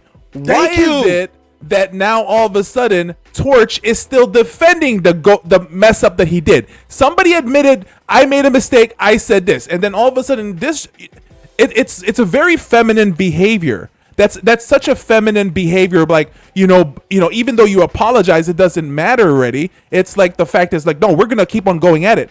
It's like, when you played the video of Bryant, what's funny was, and this is the funny part about it, and what I took away from that. He said these words, and I wrote it down here. He says, okay, the sound of your offense should be as your volume of your apology. Should be similar as the volume of your apology. And I paused the video there. And he wasn't doing this thing where, when he was like practically sweating balls while he's talking about all this bad stuff about Kevin Samuels. If the way he says, the sound of your offense should be as equal as the volume of your apology. Why isn't he yelling to high heaven about how bad he made an apology? No, he's very quiet. He's very just, volume down, that's a problem to me. You are preaching and then you just completely went off of what you're trying to preach at that moment. You should be yelling. You should be saying this stuff. You should be calling out your congregation and saying, while I was doing this, you guys were praising me for doing what I was doing. So I made a mistake. And so you guys out there, 90% of you, because all you guys are women out there, just doing your edit, you should be apologizing as well, because you guys also took it. And this is the big problem, but he's not going to chastise his people. He's going to try to go ahead and say, oh, this is what's going on. This is it. And that's a problem right there. That's the whole thing that I saw with that whole stuff. And like you said, talking about, the Kappa Alpha Psi thing, they probably threatened him with a violation. They probably threatened him. Say, you know what? No, not the violation. Here, no, not just pal time. Hey, bruh, that tax lien that you got, that 700,000. We ain't gonna help you with that. Yeah. Hey, you know what though? Hey, all the business interest. Here's the thing that people don't understand about being in a fraternity, the mail order fraternity like this here. Just take away the business, just your overall connections. Once you reach the level that he's at, say what you want to say about him. I say, I don't respect him, all the things he's done, but as a professional, we don't know but the inner workings, because when I show the videos and you see nothing but women in his congregation, but he's apologizing to Kevin Samuels, that tells you that his interest aligned was so powerful outside of his congregation that he had to come out here and say, you know what? The public declaration that I gave has to be the public declaration I gave back. And Torch wants to say his opinion. And reason why I'm going to go on in this here. And Robert, you've been here, and Mike, you've been here. I gave my monologue when I was in Vegas my first night at Electra. I brought this for a reason, because I literally gave the analogy how I was at work. I was wrong. I wanted the people to understand in my story, talking to these women here at this bar, just breaking bread, that I messed up here. My man wasn't at fault here. And they cannot allow me to take the full brunt of it. No, Dave, he was at fault too. No, I messed my guy over here. That's what Torch was doing here. Not allowing people to be accountable. That's how men grow. Here's the thing here. Jamal Bryant might grow from the situation here. I'm not saying he's a grown-ass man, but who's to say that because of the brotherhood, the fraternity, and the things that was struck down on him, he's like, man, I can please these women all day long, but when the frat got on me, I got to exit stage left. I got to do what's right here. I messed up, guys. Who's to say that he might be a better person? Accountability make him a 1% better man at one point, maybe 2%. But people, if someone is saying that I fucked up, allow them to say I fucked up. That's the problem we have with society today. When people want to own their actions, you say no, then they're going to think they can do what they want. That's the reason why he has 5 or 6 babies by different baby mamas when he was married, because no one held him accountable. Sorry, Robert. Go ahead. I'm going to Robert to get back in. Yeah. Yeah, the number one thing when I noticed between the 2 videos, do you notice his shoes? He had dress shoes in the first video, but then the second video, he's wearing sneakers. I didn't even go that way. Man, that's forensics, Robert. Attention to detail, United States Army. So I attention to detail. So I saw that. I'm like, I bet you his fraternity brothers were there for the apology. I think they were not happy, and there were probably a few waiting outside for him too. If you know what I mean, a little Goodfellas action was going to be happening for him. Hey, let me get some of these chats here. Let me get some of these chats. I want to get to Mikey here. I know you was going to say something, Mike. So let me get to the chats. It's popping tonight, y'all. Worder. Good job, Dave. Hey, that's Germany, right? I'm trying to get the locations with the people who rock with me the most. So I think we got Germany in the house, right? Germany it is. Deutschland. Yeah. Mary, much class, Dave. Thank you, Mary. Appreciate you. Oh, Mary. I appreciate you, Marilyn. Man, these chats keep coming in here. Let's see. Melody Key confirmed. That's the point. Torch. If he sees this, or people who know him, it was created in Melanie King's name. Melanie King came out on a live stream, a 3-hour live stream, basically the next day. And then she basically was going in how possible legal action and things of that nature. She was like, y'all don't want to mess with me. It's like, Jamal don't want to mess with me here. She was like, here's the thing. I thought Melanie was just in this manosphere. Yo, she got 1 billion views in this YouTube game. She got other channels y'all don't know about. She a G, y'all. She getting this paper. So when someone creates something in their name and she basically saying, yo, y'all don't know what I can do if they don't take this down. So Torch. Yes, it was created. The person who says creating their name says it's false and was going to take legal action right away. 3 hours. Go to Melanie King's channel. Check it out, man. Oh, yeah. Definitely. Let's see here. Torch is a beta male. Yeah. Yeah. Yeah. Yeah, Torch does not like chaos, and it's obvious. We all can see that you embarrass yourself. Yeah, dog. You shouldn't have walked off stage left, man. Hey, I don't know if you're still seeing this. You probably not checking my stream. You might unsubscribe. Oh, well. But you know what, though? The whole world saw you just walk off a show. Oh yeah, definitely. Not a good look, man. He's never been held accountable in his life. That's another reason, probably too. Not a good look. Not a good look. Let's see here. If you can't be held to yourself accountable. Robert is back. Hey, servant. What's going on? Jamal's in the house. Jamal, cam up, bruh. Come on, waiting for you to cam up. Get that camera working, bruh. Let's see here. Oh, snap. We got our Clark Test with the super sticker 599 in the house. Shout out to Clark, man. Thank you, man. I appreciate it. Y'all just don't know. Like, man, this helps keep the channel going. Like, I always say, there's moments when I'm like, uh-oh. I think I lost my earpiece here, guys. Hold on.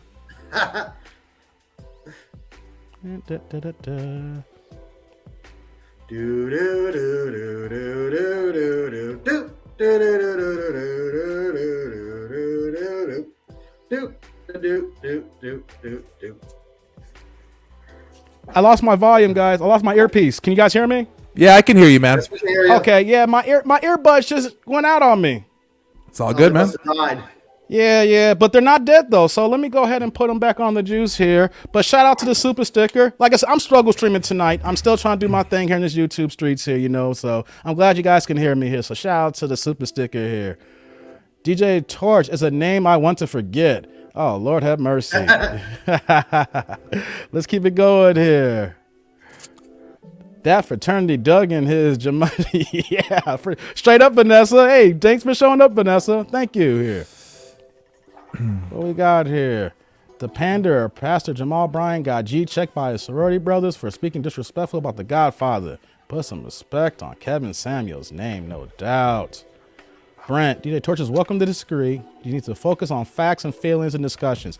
Hey, Mikey, kicking for a second. I'm trying to plug my earbuds back in. So if you guys have a point to say here, give me 1 second here. I'm trying to see if I can get reconnected here. Yeah, so while you're reconnecting there, so pretty much like the main thing I want to kind of like also understand is that when during his apology, right? I don't know if you got this, Robert, during the whole time. Like during the whole apology, it was always I, me. It was like, and for me wise, it's like, no, it should be a we because your whole congregation messed up. Like, because everybody it was noisy. If you remember that first video, everyone was noisy as hell. Yes. And that's just where the problem that I have there. It's so funny, like with his apology, he had to apologize to his own brotherhood, which is, you know, his fraternity and everything. So you know that they were really the guys that was part of that. But he only mentioned Kevin Samuels once. He, you know, once he was saying I apologize in a slow, small tone, like he just stopped and he was just always me. He just, I don't know. I just didn't like that at all. Yeah, Mike, it gives off the vibe that he was like a kid got caught with the cookie jar, his hand in the cookie jar. That's what it gave me the vibe of. Because he said, oh, you're supposed to be louder as equal to what your accusations was. He was just way low. It's like a little child. Yeah, and it's like, you know, the main thing is like accountability. And in the end, that's always what we have to understand is like men, it's like it's really hard for us to be accountable sometimes, but we have to always check ourselves on what we can do, even though it's something we did in the past, especially current. And it's like, it's hard sometimes, like, you know, just like what happened with Torch and stuff like that. It's like, come on, people already apologized. You know, people said sorry already. It's like, you know, you can't make excuses, and people just keep on making excuses for others. And I think that that's where it needs to stop. And that's where, you know, to be honest, where KS came in. KS came in a time where starting to teach men to honestly say, listen up, guys, that there is another level that you guys can actually see where you can actually put yourself. And, you know, that's unfortunate that he's gone for that. I mean, that's one of the biggest things that I took from KS, from Kevin Samuels is that stuff. So Dave, you in? Or are you still working on your stuff? Can you guys hear me again? Yep. Yes, okay, for some reason I got too many devices connected to the AirPods here. I'm literally going back and forth. I literally have like 1, 2, 3, 4, like 5 different devices to these AirPods. It keeps bouncing back and forth. Here's the first time, so your boy struggle streaming. You gotta get one of these, man. Just the basic ones, man. You know. Hey, man, these AirBuds, man, they love as basic as I have these ones, and they're basic myself. Because this is the first time this happened. You know what happened, guys? Torch just ruined the whole vibe of the night. No, man. And see, listen. No, I just played. You know, we need to stay in our lane, stay in our frame, and stuff like that. But it's okay to have that situation happen, right? Yeah, and so to have, because I think as men, we all need to see these things happening. That where it's okay to be able to disagree with somebody, but at the very same time, is be accountable and not try to protect something that was already apologized for and everything. So it's just there. But anyways, guys, listen, I had to go. Just wanted to stop by and say what's up to you guys. I think I came in at a perfect time. Yeah, you did, man. DJ Torch, I'm sorry that I used the woman's voice on you, but you were starting to act like a woman. So just wanted to give that to you as well. All right, so guys in the chat, thank you so much. Make sure before you go, likes. Mike, as let everybody know, Mike's Philippine Journey, MYK. Subscribe to his channel. Comment, like, subscribe. The dude's doing big things in his channel. He just crossed 11,000 subs. So go support the man. MYK, Mike's Philippine Journey. All right, awesome, you can go now, bro. Awesome, man. Later. Have a good night, Mike. Later, Robert. So that's my man, Mike here. I'm getting some of the chats here. Joshua says, keep up the great content, guys. The thing with DJ Torch was unnecessary all the way from South Africa. Hey, you know what, though?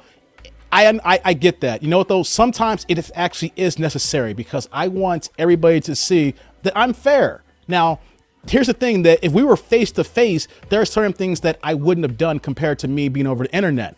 I had to mute him because of the fact that certain things, I knew that it couldn't drive a certain conversation. And then I gave him the floor. I took a step back. So sometimes we have to let people talk. We have to let people show themselves, basically. Like, even when I told him you're on mute, he kept talking. He couldn't help himself. Even though he knew he was on mute, he wanted to keep going. Here's the thing, guys. As soon as on mute, you know you're on mute. Why you still keep talking? It doesn't make any sense, right? I did that on purpose to showcase a point. Here's a man who watches all my videos. Like I said, we can disagree. Someone who watches my videos, I'm gonna have a level of respect for you because you rocking with me. But we don't agree. But here's what's gonna happen here. We're not gonna have disrespect. You know, because he's like, go on to the next question, do this, that. No, this is my channel. You're not gonna talk to me this way. And know why I did that? Because there was a situation here, Robert. Let me give you a story, Robert. This happened about, and it's funny. I'm glad I got someone to talk to here to talk about the story here. And just let everybody know, if you guys want to cam up here, and if you guys want to have a good time with me, or if you guys want to smoke or have a debate, y'all can come on here too. I have no problem doing that here. So let me pin, it's pinned in the chat here, and I just put it back in here as well. But this was about 6 years ago now, give or take here. Out here in Chicago, I work for a company, so I take the train downtown, the Metro train. So there's this one other black guy here. And so when you see here's how it goes. You see a black guy in IT, and I work in IT, and you make a conversation going downtown. It's like, oh man, another brother in the game, you know. So we see each other, but we don't see much of each other, you know. So especially a smart man, that way, what he is, right? So we're going back and forth. We're talking for months and months and months.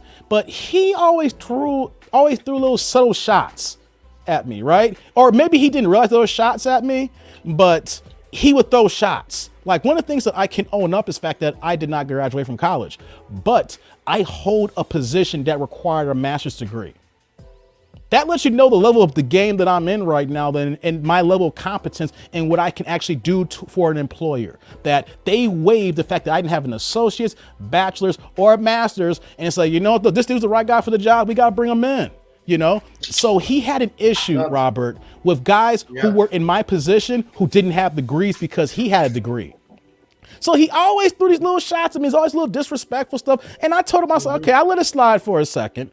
Then it hit the fan. Big sports debate, right? Chicago Bulls. You know, Jimmy Butler was still with the squad. I bring this up because Jimmy Butler just dropped 41 the other night from the Miami Heat. Jimmy Butler, he should be still in Chicago, Robert. He should be still here. Oh yeah, but he was begging to get out of there. Well, because it went bad, but he wanted to be here. He wanted to be the man. So the fast forward to the story here, that we had this big debate regarding Andrew Wiggins and Jimmy Butler. And at the time, you know, Andrew was the number one pick, you know, and he had all this potential, but he was so high on Wiggins, right? And I was like, yo, I'm like, dude, like, Jimmy Butler, it carries the team. He takes the team to a playoffs. Just, you know, it was a back and forth, right? And then it got to the point where that he wanted to hold on to the fact that since Wiggins was the number one pick, that he had all this potential, that he is going to be the better player than Jimmy Butler. Kind of the situation where Torch was like, was there a GoFundMe created? You know, that's the situation, you know, trying to split hairs. Yeah.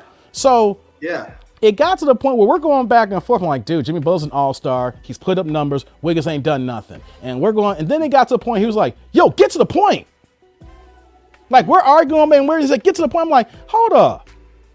Who are you to talk to me saying to get to the point? I can be spirited. We're going to raise each other's voices, but you're not going to talk to me as when we're both grown men. Torch, you may be older than me, but you're not going to talk to me like I'm a child. You know what I'm saying? There's a good chance that I probably accomplished more in my life than you have, or whatever case may be, or maybe you've accomplished more. But what we're not going to do here in this platform is not disrespect each other as men here. We can go ahead and debate and argue, but you ain't gonna talk to me like I'm a child.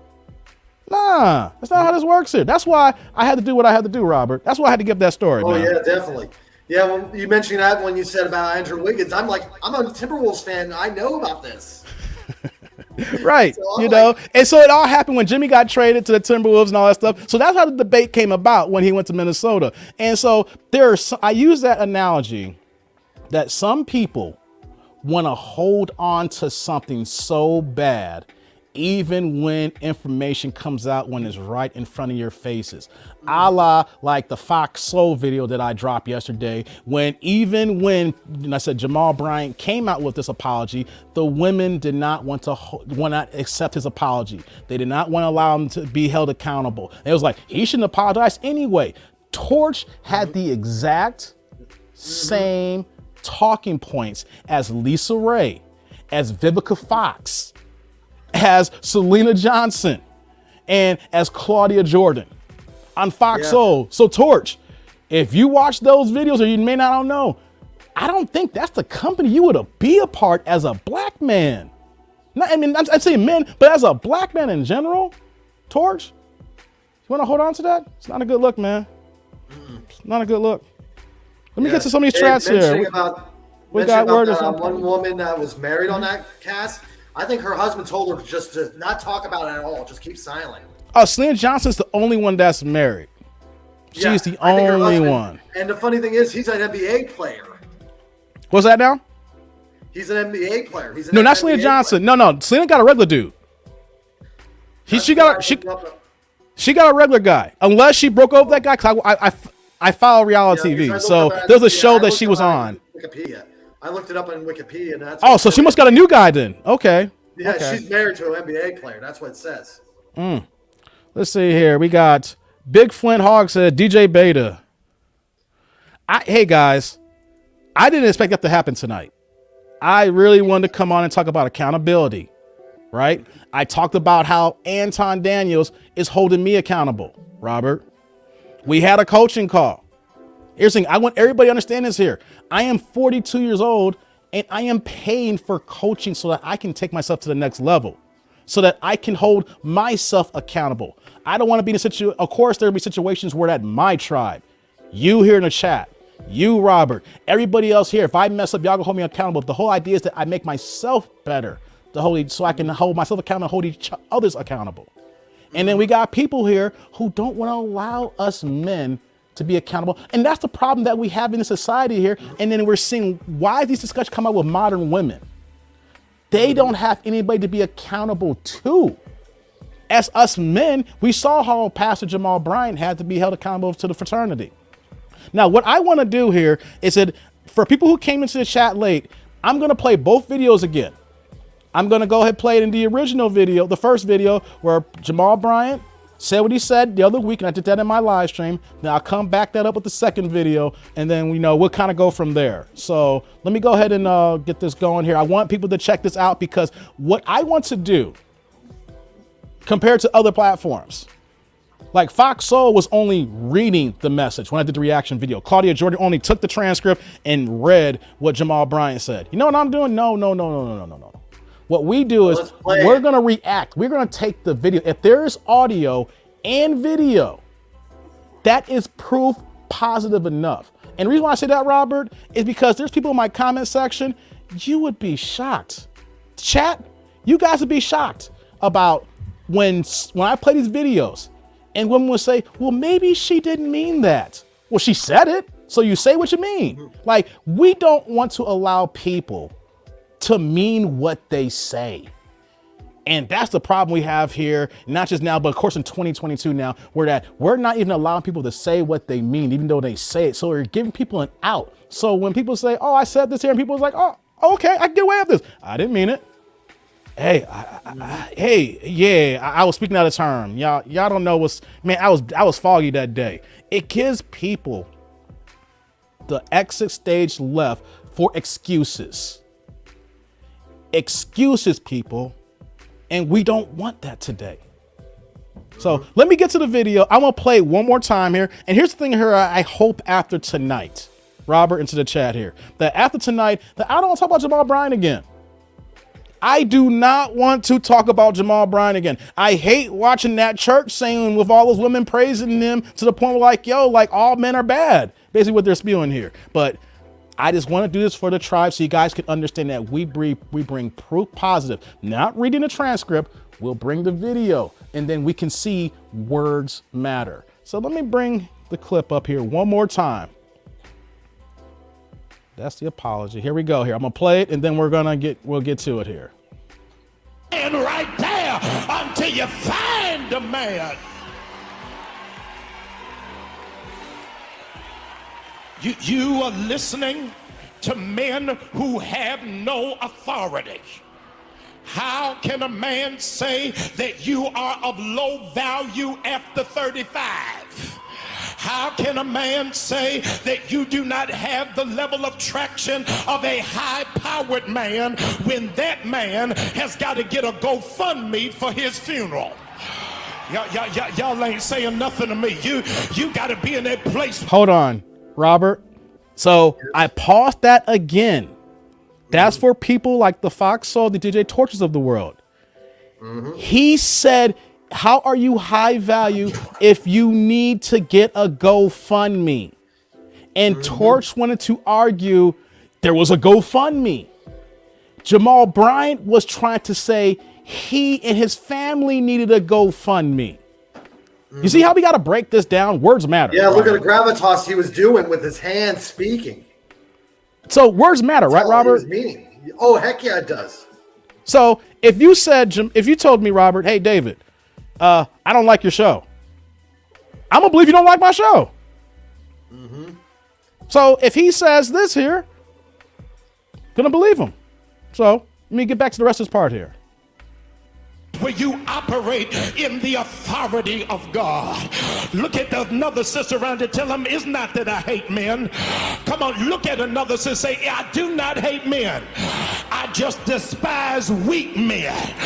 Hold on. I never stopped at that part there. But do you notice how he wants to talk on the woman's perspective? I don't hate weak men. I don't hate men. I despise weak men. What is the definition of the women in your congregation, or you, Pastor Brian, of weak men? Now, if we want to talk about some beta guys, things of that nature is one thing here, but what is your definition of weak men? Because here's a situation here, Robert, in his congregation. Every time we keep spanning to all these women here, I do not see any men in the congregation. I don't see any husbands. No. I don't see any fiancés. I don't see any boyfriends. I don't even see a single men's section here. All I see is nothing but women in their late 30s, 40s, 50s, and 60s here, praising and jumping up saying, Lord Jesus. Correct. Let me get back to the rest of this video here. I despise cowardice men. I just ain't got time for men who are insecure about my gift. I'm not gonna dummy down because of what God got me. I don't have to lower my standard. That man gotta step all the way up to deal with a queen on my level. Look at that. Look at our crowd. Look at all those women there. I see two guys right here with my mouse cursors at. I see women. Oh, look at the pulpit here. Look at the match pit here. Nothing but women there. Oh, Lord have mercy. It's just women for days, baby. Women for days. So if you were looking for a single woman and you were looking to be stepdaddy season, I don't preach stepdaddy season, Robert, but No, if you want to be a stepdaddy, Robert, this is the church Heck you want to no. be. This is where you want to go to. I'm already married, thank God. I'll stay away from it. So let me get some more of these chats here before I get to the next video here. So Eric Martin says 90% of women in that church. Yeah, Eric. Here's the thing here. How can we actually have good dialogue? How can we actually have actual real, conversations when you have that much of women in the church? Women want to understand why there are no men in the church. Look what Pastor Bryant is speaking here and what he's spewing here. You think any man wants to sit there and listen to that for about 2 or 3 hours, Robert? Heck no. Nah, man. Nah. Let's get some more of these chats here. Hey, Dave, like your show. Hey, I appreciate you, man. Bryant, their husband substitute. Hey, Eric, you are spitting fact. Hey, Robert, I don't know if you know have you seen this? I don't know if you've been a big church person in the past when you was younger. I kind of grew up in the church. Reason why you can't get me to come back in the church again. But a lot of these single women look at the pastor as their husband, whether there's anything behind the scenes, Pastor Brian get it in, but even if not getting in, they look at him as like, yo, if I get my opportunity, he gonna be mine. Have you seen that in the churches where you're from, man? Have you been to church like that?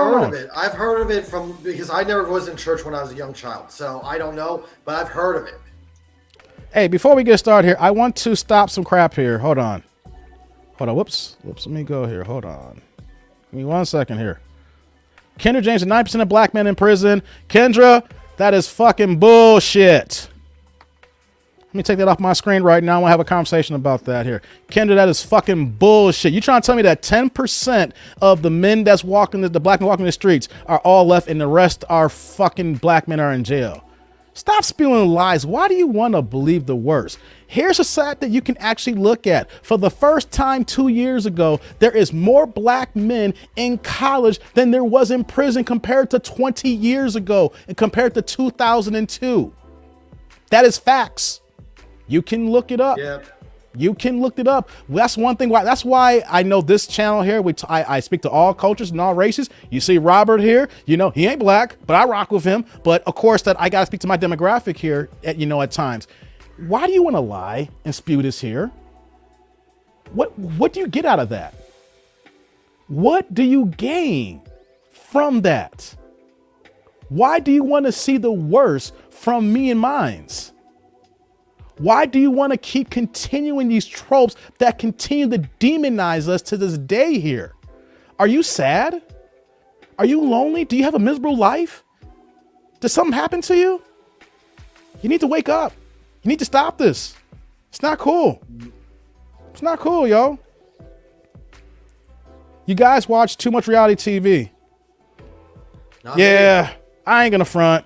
Here's the thing though, I don't watch that much reality TV. I do at times, but here's the thing though, that with reality TV, it's helped me with my channel because it's a good and bad thing for me because I see the recklessness of how these women act, servant. But here's the thing, these women are watching these shows and are mimicking this here. So it allows us to see where they're getting it from, not just from their aunties and their single mothers in this whole circle of single motherhood or modern women who want to be independent. These shows are the blueprint for us to watch here because when I see some of these shows here from time to time and then I go out in the streets, it makes sense. So I see how these women act. And Robert, I'm gonna say something to you right now. Watching some of these shows right now, and then when I turn 40, it's like the Matrix. I see these women acting up and it's like, woo, bullshit.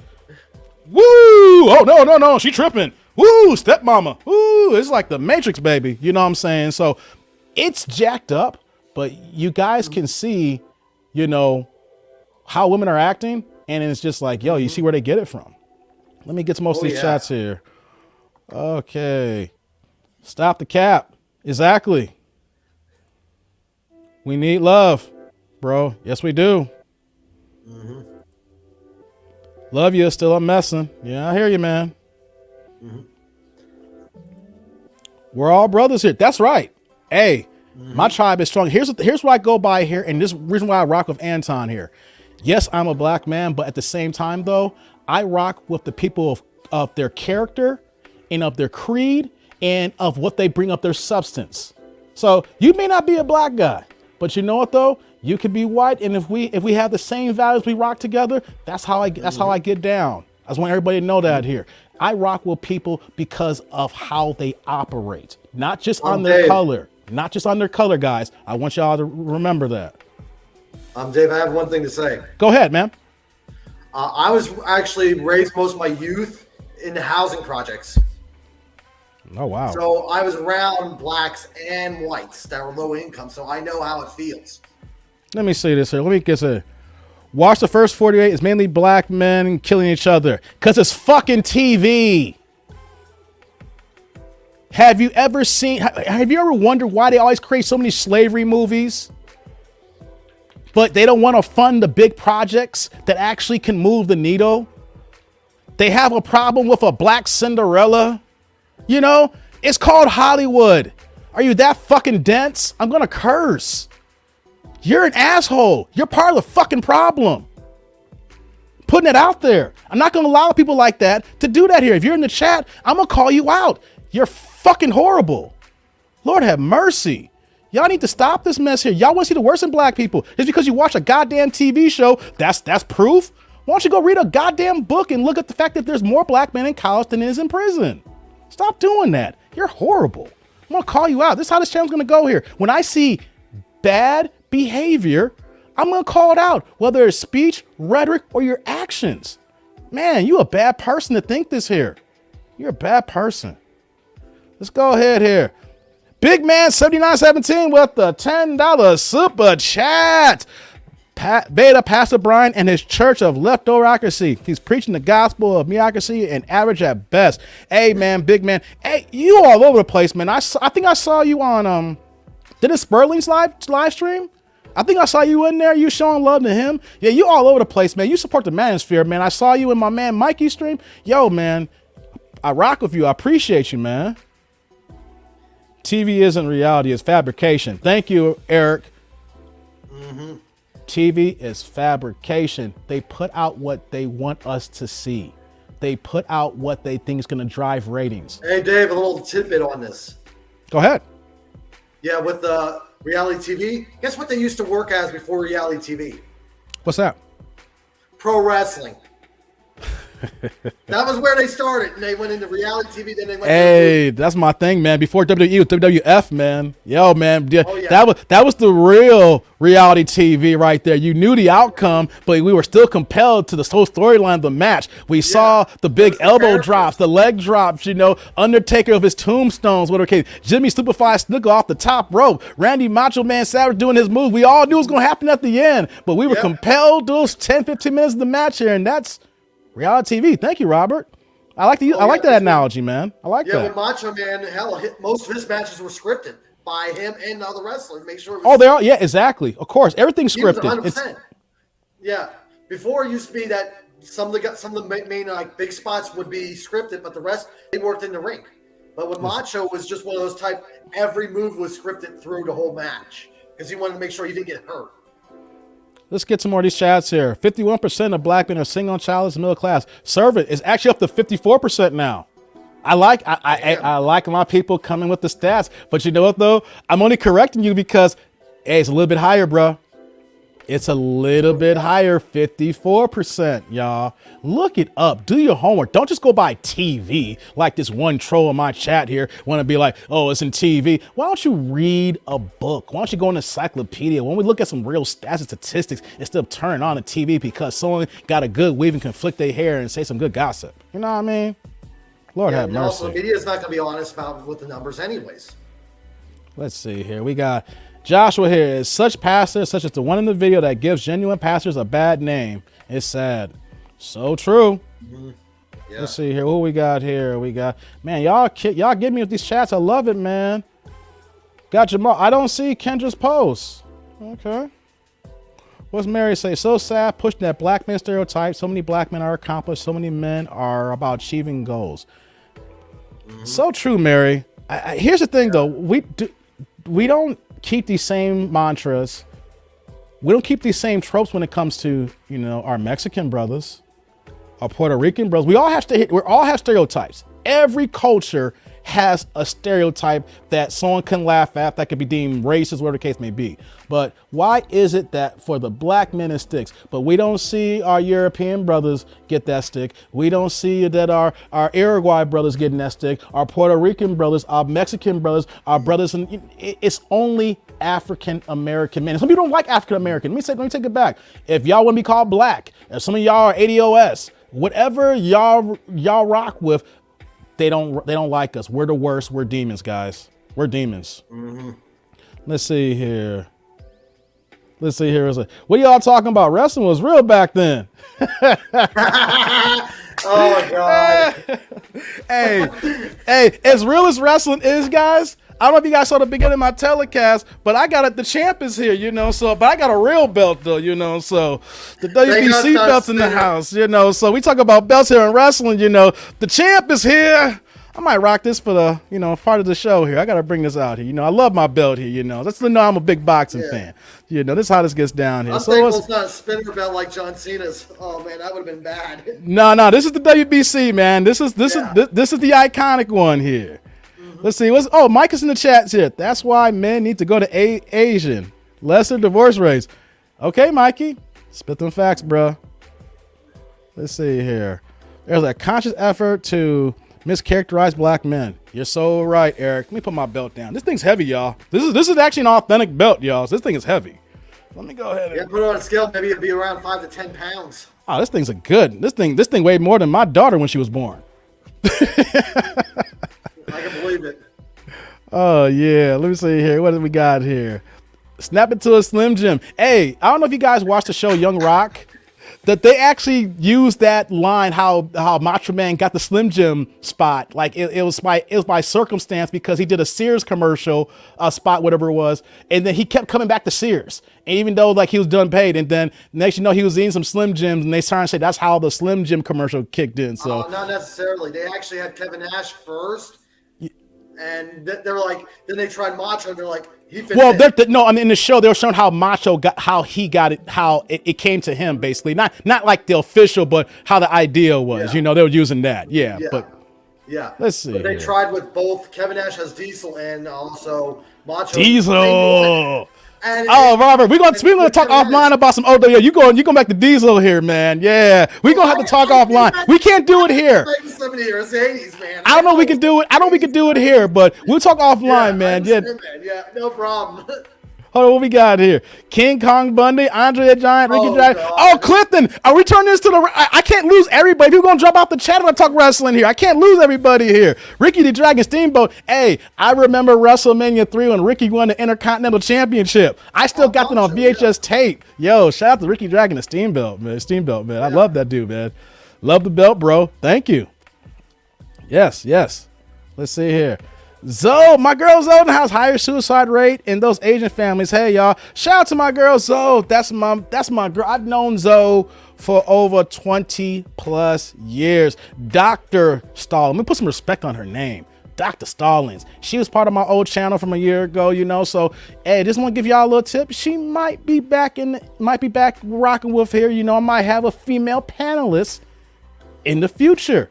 And I just want to let y'all know, if y'all single brothers out here, it doesn't matter if y'all white, black, whatever it is. Zoe is single. She's a doctor. She's good looking, and she got that hardcore Jamaican accent, y'all. Ooh. I ain't gonna lie on my sister, y'all. My sister got it going. She got credentials, yo. So if y'all want to, y'all gonna see her in the future, you know. So y'all gonna see her on this platform. So if y'all want to see a fine, beautiful sister who got her stuff together and actually got her doctrines and practice medicine, and she can spit that patois, oh boy, yeah. He say, hey, yeah, you know what, Zoe? We gonna hook you. We gonna find you a man, Zoe. We gonna find you a man. See, I got a lot of single men in this tribe here, yo, Zoe. You just don't know. We gonna get you one. We gonna get you married, girl. You just don't know. That's what I'm about here. I'm about building bonds and relationships here. I'm about positivity, Robert. We're not out here trying to spew tropes. We're not here trying to make these demonized lies, things of that nature, you know. Mm-hmm. Yeah. So here's what I want to do here, Robert, before I let you go. Since you've been here rocking me the longest, I'm going to play the video again, the second part of the video. Okay. His apology, because we have people coming late. I want people to see this here, because the whole conversation, we kind of got derailed. We went back and forth. It's about accountability. A man accepted accountability, but people don't want him to own it. So I just want people in the tribe, in the chat here, to watch this video one more time. I'll be done with him. Hopefully I don't have to play any more of his videos, because I'm tired of the guy, but we just have to do this for purposes of the conversation, because if I didn't do a live stream on Saturday, I wouldn't be doing this today, because like he said, a public declaration requires another public declaration. So since we were live in the chat on Saturday, giving him the business, and he had a rebuttal, so we got to come back and do another rebuttal here. So let me go ahead and bring that other video up here. Let's see here. What we got? We will stop this share here. And then let's go ahead and share this here. All right, here we go. There's several principles that we've got to give our children, and I want to express them aloud for just one moment. The sound of your offense, hear this, the sound of your offense should be the same volume of your apology. Sound of your offense should be at the same volume of your apology. And so if you did something wrong out loud, then don't apologize to me with a whisper. I can't hear anybody. I muted myself here, but did y'all hear that here? He is taking accountability. As much as I hate the man, I mean, here's a strong word, I dislike him, because he's not a good human being at the end of the day. He keeps making the same mistakes over and over again. He hasn't learned from them, obviously, but he is taking accountability. Whether how you say that, people came to him. He is doing this on his public stage here. I may not like him, but I respect it here, and we need more to do this when you're wrong and you're called out on your wrongness here. So let's continue the video. In here. I'm going to take just one moment. I'm going to take a moment. Last week, while we were in worship, I made a reference to now deceased public critic and public intellectual about relationships, Brother Samuels. As a consequence, later information came forth that what it is that I said was incorrect. This place is a place of truth. Everything that I say from this place must be a place of truth as it represents the gospel of God. I don't care whether you are a pastor, a bishop, or a postman. When you are wrong, you have to own when you are wrong. You hear that, Robert? I don't like the man, but what did he say? When you're wrong, people, own you're wrong. Right, Robert? Mm-hmm. Yeah. Me and Mikey were talking about how he was talking, how soft he was talking compared to how he was talking before. Yes. I even said, it's like he was a child that got his hand caught in a cookie jar.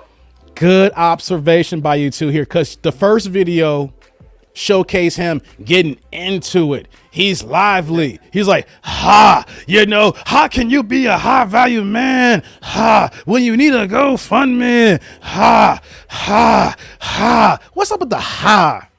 I'm tired of the ha, y'all. That ain't helping me if I want the Lord. I don't need all them extra ha's. What are you, juvenile? People call me juvie. You juvenile now? Huh? You know what I'm saying? Like, y'all can quit with that. But he had that extra energy, Robert. Good point. And then here, you're seeing the solemnness here. And then good point about the shoes. I'm looking at it right now. He got gym shoes because he got to be comfortable here for that apology here. Like, I can't have these hard ass shoes on right now. These tips, they hurt a man's feet here. So since I got to go here and take this ass whooping apology here, let me get some comfortable shoes on and go ahead and walk on stage and put it out here.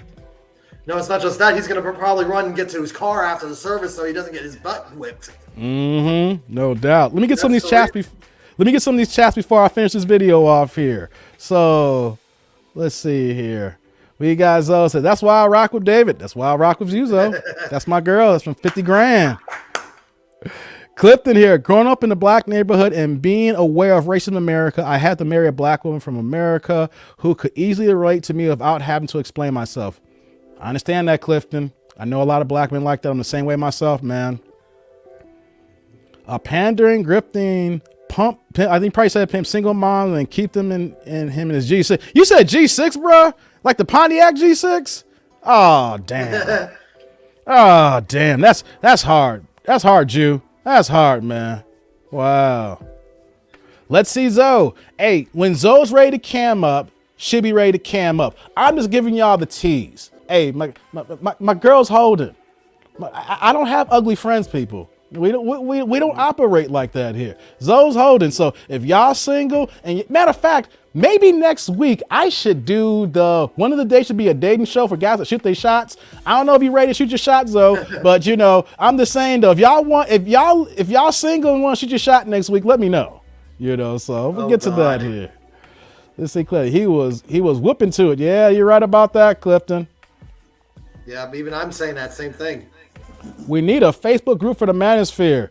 Yo, these Facebook groups, when I see these women talk, are ridiculous. Hey, I hate to turn gears here for serving here.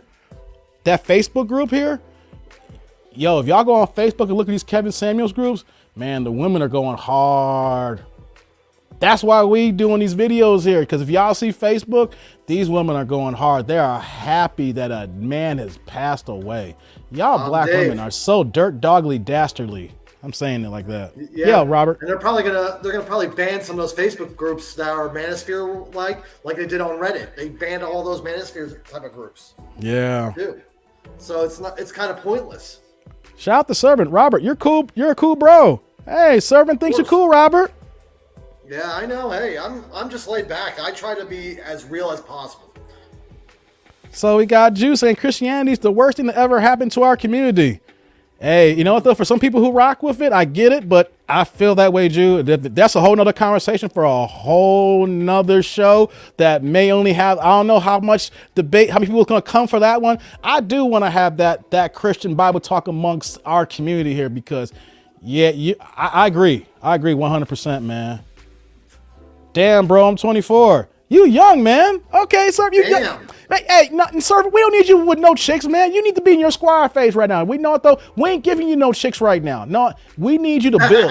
We want you to wait to 30, bro. That's what we're gonna do here in the tribe. If you are not 30 years old yet, you need to go ahead and just build and get your network together, all right? I don't want to see you out here doing some things and get with the wrong chick and things of that nature. And next thing you know, you in stepdaddy season or you got the wrong chick pregnant. No, we need you to be 30 and get your paper right and build your network and build your wolf pack, bro. So no. If you that young, I'm glad you here. We ain't gonna hook you up. We won't get you rich. We won't get you financially stable, bro. That's how we operate here. So let me get some of this here. I don't think it was wrong to hold a minister to a higher standard if he professes to be a spiritual leader. Exactly, man. Correct. Exactly, Clifton. I think Dave would be a great matchmaker. Hey, I'm straight no chaser. You saw what happened with DJ Torch. I will give you the stage. At the same time, I'm going to call you out on your bullshit. So I ain't going to be no Kendra G. I'm not going to overlook these. If you had 3 baby daddies, and then you have 3 kids, I'm not going to go to the next question. I'm like, yo, wait a minute. Why you got 3 baby daddies? And why you ain't married them? Why you ain't with them now? Hey, Dave. You know? I've even heard a woman that had 6 kids, 6 different baby daddies. Oh, God. That's even worse. And it's Lord, a white woman. Ugh. And you know what though? There's somebody in my family that's actually white that I can claim that's like that as well, unfortunately. So it ain't the black. We see it, and for that person that want to give the truth about black people, there is somebody in my family who's actually white who actually has about 6 kids and there's a couple of baby daddies, and she's in the family. I'm not gonna put it out there. I'm just saying that that's part of the family and things of that nature. So yeah, y'all white people be doing some things too, yo. I know it. Y'all white. I saw it in the housing projects all my life. Services. I'm single, looking for a beautiful black woman. I get it, man. But we need you to be a squire. We need you to get your What you doing, man? What's your job? Do you have a career? Do you graduate from college? Are you an apprentice? You have what are you doing here? I don't want you to get married too young, bruh. I don't want you to lock it down too young. We need you to build experiences. Trust me, when I was 24, your man wasn't ready. If I was 24, I'd be divorced by now, for sure. You know what I'm saying? So, here's the thing, servant. You rock with me. I'm gonna rock with you. I'm gonna rock with you, servant. You cool peoples. So, here's what we're gonna do here. I don't see what you're saying here. I gotta get to the rest of these chats here, but I'm gonna work with you, man. She must be younger than me, 23, 24. See, hey man, you just shouldn't look at Smash, dog. That's all you need to do. You need to be protective smashing. I'm not gonna be the type of person like you need to wait sex before marriage. That's not logical. People getting it in. Yeah. You just need to be smart and you just need to get it in every once in a while. You don't need to get married right now. Real talk, man. Let's see here. What we got here? Let me get to some more of these chats. This is dope tonight, guys. I'm a German Nigerian. I'm so confused by these haters. I'm confused too, man. German? And Nigerian. I like it though, man. I like that combo. Hey, word, yo. Hey, with that mix, how the ladies with you, man? Did they? I mean, I know women love black, and especially in Germany. My uncle was getting in when he was in the military, and I got a nephew in Germany right now. Lord have mercy. So, by you being Nigerian in German, are you getting it in, or is that? Let me know, man. How's it going down for you? Dave, here's a little story. German women will go after Americans with German last names too. I'm part German. Nice. So okay. I'm like, we had one guy that was with my unit when I was serving. His last name was kind of close to German, and he was getting laid left and right over there. Here's what I'm gonna do here now. Let me finish the rest of this video off here, and then we get to the rest of these chats here. So let's get back to this here, because the whole point of this show is about accountability and how people don't allow people to be accountable. I'm gonna repeat it over and over and over again, like Marshawn Lynch. Y'all saw that interview on CBS when he talking about when you go to that line and you just keep hitting them over and over and over again. We got to repeat this here. Allow people to be accountable for their wrongdoings so that they can grow and be better people. Let me play out the rest of this video here. And so not in a quiet place, but from the same pulpit in which I said it, I wanted to address it. Everybody wants to be an adult until it's time to apologize. I am a full-grown adult, and I take full accountability of everything that I say. I take full accountability for what I said. Allow the man to go ahead and take the accountability. Take this medicine. Take this uplifting here. Take this, whatever how you want to deal out. Let him revel in this here so he can be a better person, even though that I don't even rock with him like that. But this is an example because I want everybody to see this and should do this here. Let me continue on now. And everything that I do. So I wanted to take a moment and apologize to the Samuels family. I wanted to apologize to the larger community. I wanted to apologize to my noble brothers of Kappa Alpha Psi Fraternity Incorporated. He had to include the Kappas. Well, that makes it. But what did he say though? I want to apologize to the family. That is the right thing to do, people. The whole point of this exercise is for everybody to see that it's not that hard to be a decent human being. Yeah. It's not that hard that, you know what? I can keep my mouth shut right now. It ain't worth it right now. This man, I may not like what he said, but did he do me any harm? Did he do me any injustice? That's what I want people to understand here. If that person has not done anything to you, then why are you reveling and dancing on the grave here? Because real talk, death's coming for all of us here. And what's going to happen when someone in your family dies or you die, and then when they come for your family, and then you're going to want that same level of respect, and you're going to wonder why that energy is not being reciprocated. So let me continue the rest of this video here. Incorporated, hear this, because an apology is only messed up if you match it with an excuse. You hear that? Apologies do not come with an excuse. An apology comes with ownership. And I want... Apology comes with ownership, Robert. And what do we have every day? When people apologize, and you probably experience this, Robert, where someone will say, yeah, but... When they put that but in there, that is not an apology. Yeah, you know what I'm saying? But, you know, like Torch earlier, but there was still a GoFundMe. Did the family create it? Did anybody's inner circle say, we need money for the funeral? No, it's not an apology if you put a but in there. Yeah, Dave, make question. Yeah. You notice how he's apologizing? It's very feminine, like a teacher, a female teacher. I'm getting that vibe from seeing this like the second or third time I've seen this. Yeah, he's very calm. He's very relaxed. You know, he's Very not as feminine. because think about it, if he was dancing and all stuff like that, the congregation wouldn't rock with it. And you can't apologize like, I apologize. I apologize to Jesus and the Lord and Jehovah God and Allah. Nah, it doesn't work that way. You know, he's like, in his case, he should have been straight up. I effed up. yeah. I assumed wrong. That's And it.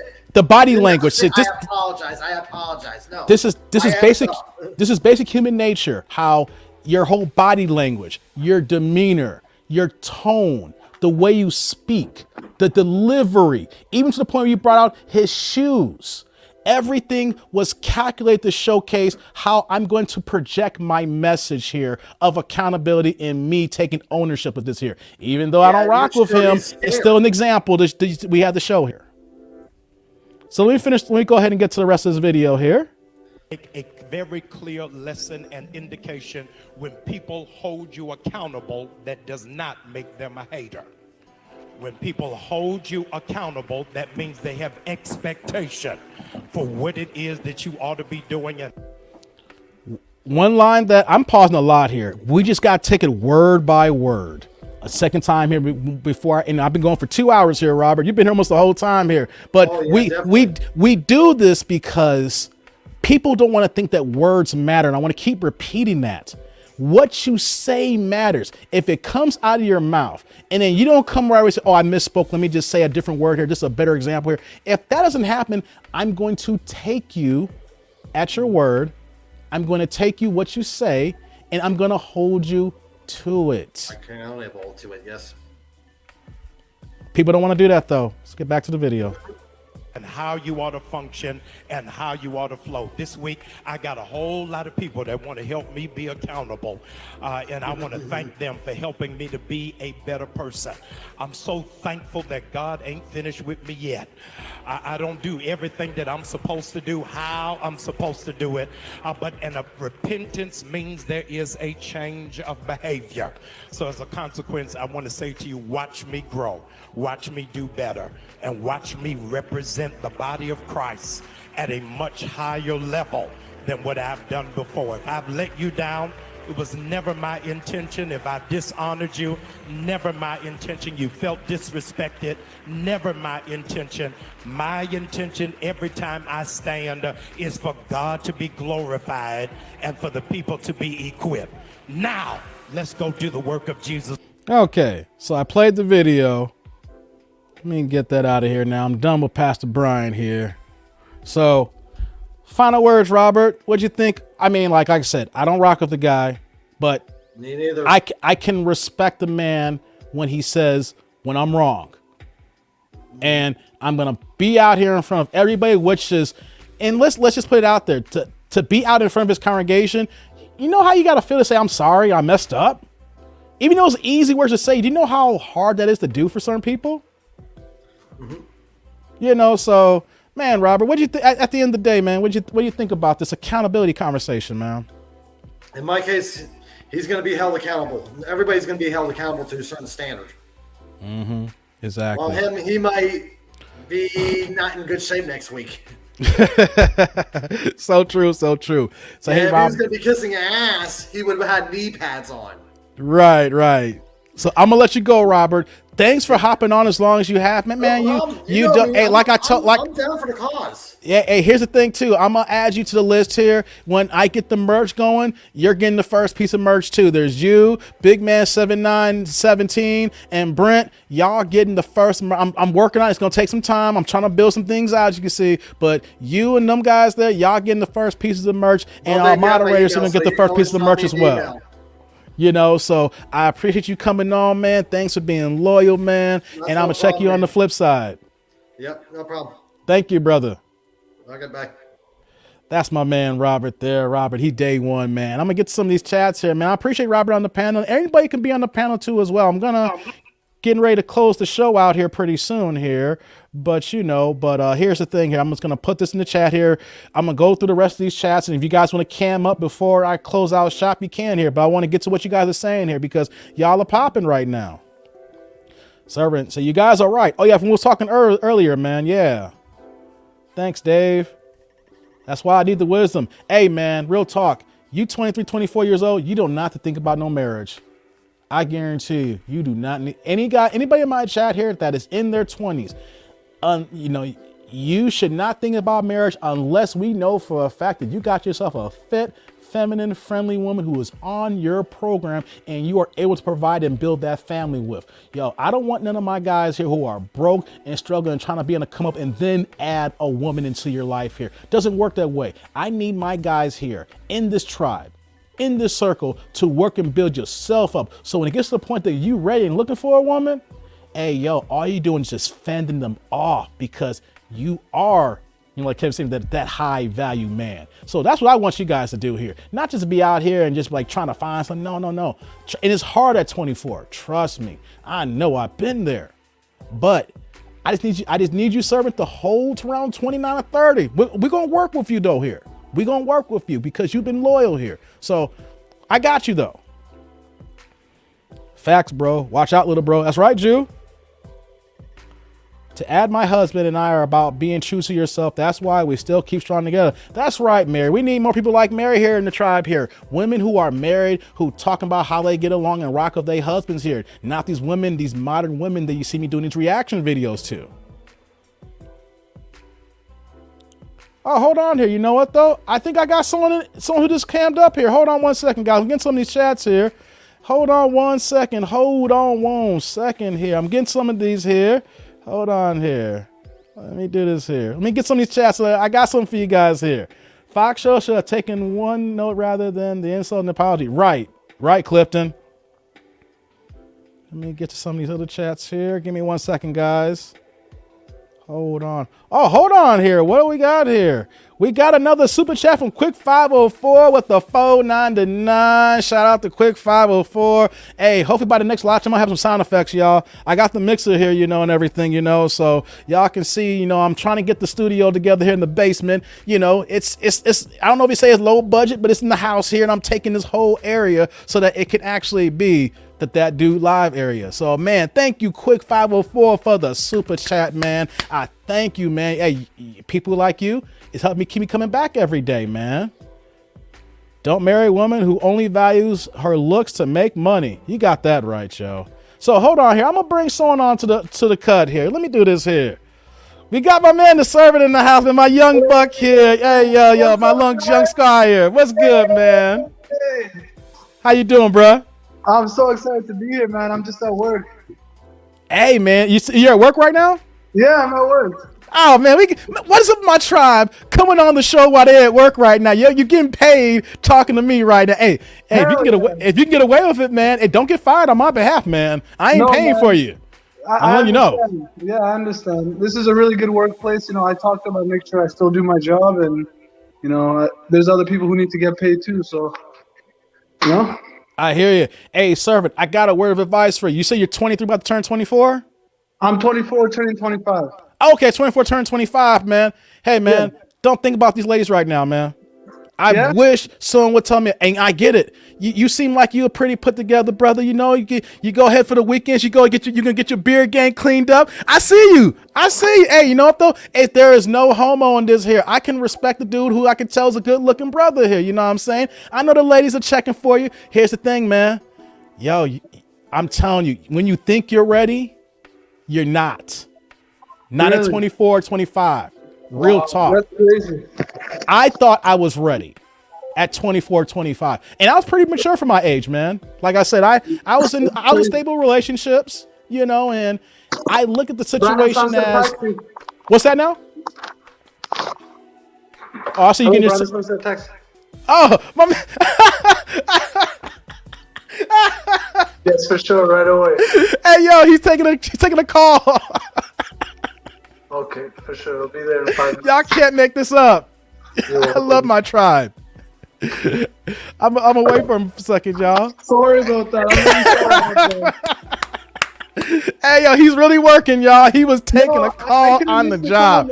I don't want to. Hey, you know what, Servant? I might chop this up right now and put it as a separate clip, man. It's like, yo, my guys, they don't care about they over here trying to rock with me, get paid, and still kick it here. That's awesome, bro. Thank you. But what I was saying, though, I get it, right? You might be on your business. You're on your purpose. Yeah. You're doing your thing. Give it time. Yeah. The women ain't going anywhere. You're right. There's more women in this country, or what you're looking for. Especially let's go for our country, friends. Let's just narrow it down here right now. Okay. There is currently 2.1 million more black women of marrying age than black men total in the United States alone. 2 million. 2 million plus. It was at 1.8 in 2013. Y'all can look this up. It's 2.1 to 2.3, give or take what poll you look at, what stat, whether the CDC or the Consensus Bureau. Now it's 2022 right now, right? But the point I'm saying though is that you don't have any kids, obviously, right? Yeah, no. No kids. So you're single, no kids. In about 5 years, you're gonna be the cream of the crop. You're gonna be the pick of the litter. You're gonna be able to get any woman you want if you just stay on your purpose. Stay on your goal. Keep building here, bro. Like I said, and here's the thing too. I get it that you want to get it in, whatever like that. And hey, as long as you're gonna be safe about it, wrap it up. Here's one that I can tell people. Before I had my daughter, at at 36. I waited till I had my first kid at 36. I can count on both my hands how many times I didn't use protection in my entire sexual life. From the time of high school to 36, I can count on both hands how many times I didn't wrap it up. You gotta be careful with that. Exactly. So if I can count on both hands how many times the cats are not wrapping it up. I'm telling you that because, I know it's going to be this weekend's coming up, the weather nice, and you're going to see a nice little thing and you want to do your thing.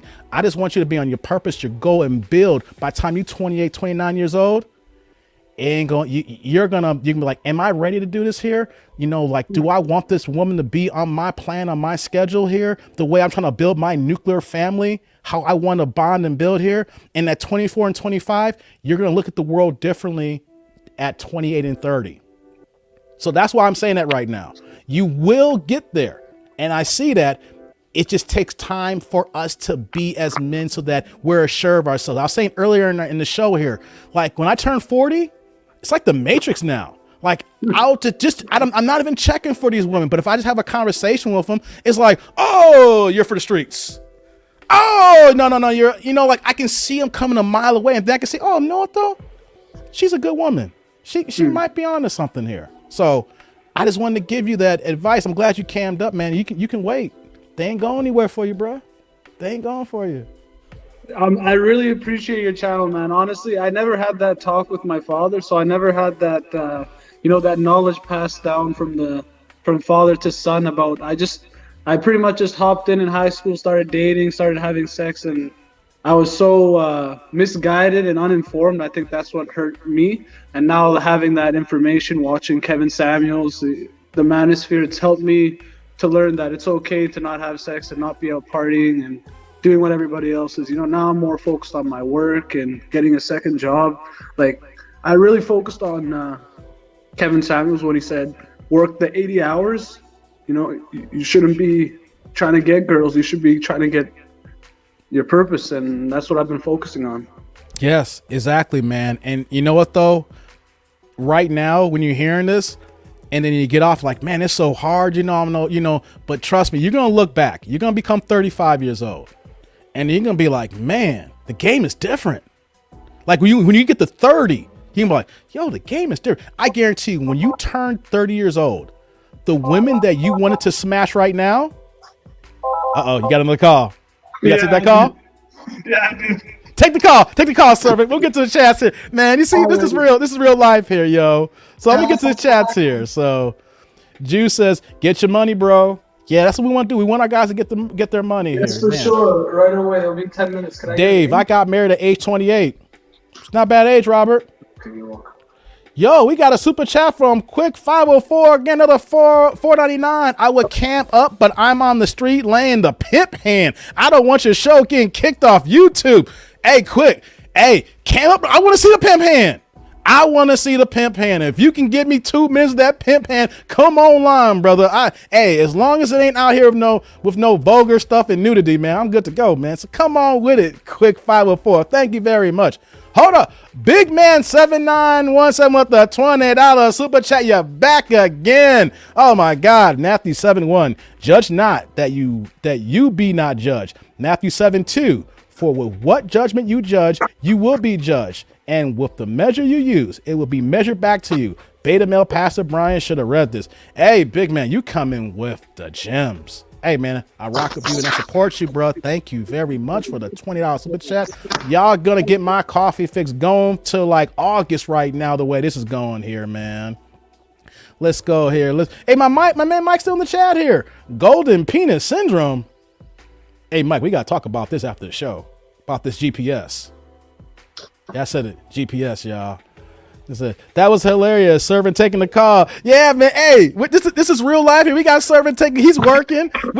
I'm trying to give my young squad some advice here while he getting paid here. It's 2 birds with 1 stone. He gets some advice here. He's on the show and get paid. And look, he on the call again. He on the call again. Look at this. Look at Servant getting money. He getting paid. This is what we do here. My guys are getting paid while they come and chat with me. That's how we get down, yo. Hey man, my bosses, they're really good people, you know. I appreciate them. Like, I try and do a good job, you know, not miss any calls, and they return the favor back. You know, it's good to have good folks like that. That's good, man. That's good. So let me ask you this question here. Since you're about to turn 25 years old, do you have plans in order, or do you have your goals, or have a calendar set for the next 3 to 5 years? Well, I have a rough outline, but I haven't written it down. That's the one thing I have to work on, is writing things and making concrete dates. I'm working on a diploma. I'm trying to get network administration, getting into you want to be in IT? Yes. Okay, I'm in the IT game too, man. We can talk offline, man. You can shoot me some emails, man. We can talk about the game here, man. Here's the one thing I can say. That. I can honestly say this here. There's several people who I wish would give me the game in IT, whether you're taking calls and phone support, whether it's email support, whether you become in network administration. Well, I'm in DevOps now. You know, I used to work on AS400 back in the day. I've been all over the place, man. And you want to know something? I could not find anybody just to give me a few words of advice. There was one guy I used to work with. He was at JP Morgan Chase, and he was part of the Obama administration. And we used to have like these powwows with the black culture, like these focus groups, things of that nature. I couldn't get the dude to respond back to my goddamn email. I'm like, dude, I just want 5 minutes of your time just to impart some wisdom. You rocking with Barack. Holla at your boy. Give me some words. And the email I got was, hey man, we'll talk. Like, seriously? God damn. So what if I know something, even though I don't know much, I know a little bit of something. I have no problem pardoning on to guys like you, man. So yeah, if you're trying to get your network administration on, reason why I say that though, because Anton got on my case about a calendar and having a plan. If I'm 42 and my coach is getting on my ass, then I got to impart that to other people as well. Like here at my age here, I'm like, yo, I got to do better here. So since you're young and then you have so much going for yourself here, something to think about here. Start organizing the next 3 to 5 years. Your plan, your calendar, have yourself organized so that everything falls into place, so that you be able to do and accomplish what you want to do here. I have one question for you. Where's a good place for a young guy like me to find coaches, mentors, people like you, because I have had that like with my network administrating. I do find resources at school, but outside of school, finding like jobs and finding places to network, I have found that it is a harder field to find people. Okay. I'm going to bring my boy Mikey back on, but you know what I'm going to do? I'm going to pass you on to my boy Anton. Yeah, my boy Anton Daniels. Have you checked out his show, the Lapeef Network? I watched the show. Okay, good. Here's the thing. I had my last coaching call yesterday. I'm being honest about it. I'm all about development here. Whether it's from another person or whether you do it by reading or whatever the case may be here, I'm going to pass you on to him. He is a good, great. And on top of that too, he's also has a background in IT. That's the reason why I chose him as my coach here, because the fact that he works in these areas. He's now in management now, and on top of that, but he's giving me some food to eat. So I'm not going to take this food and just be like, it's all mine. I don't want no one. No. You know what though? I'm going to pass you on to someone better who can give you more advice. I can do so much here because, I got a little something here, but what you need is someone dedicated you can probably talk to at least once a month or twice a month, give or take here. And he can put those goals and those tools for you to get you on the right path, especially at your age here right now. That's awesome. I thank you very much. Thank you very much. So yeah, do me a favor, man. I'm gonna shoot Anton a message here. Go to AntonDaniels.com. That's his website, or you can check him. I know you check out his show on the Lapeef Network or his shows, things of that nature. Send him when you go to his website. Send him an email. Tell him that dude sent you from the live stream. It's like, hey man, I need coaching, and he's gonna hit you up and say, yo, do you need 30 minutes to an hour? And then he'll put you on the books. Thank you very much. So I appreciate you coming on. I'm gonna let you get back to work, bro. I'm gonna let you do your thing. Man. I appreciate you coming, and don't be a stranger to the show, man. Thank you for having me on. No doubt, man. Take care. You too. I'm gonna keep connected to your channel. No doubt. That's Servant. Hey, welcome back, Mike. What's up, man?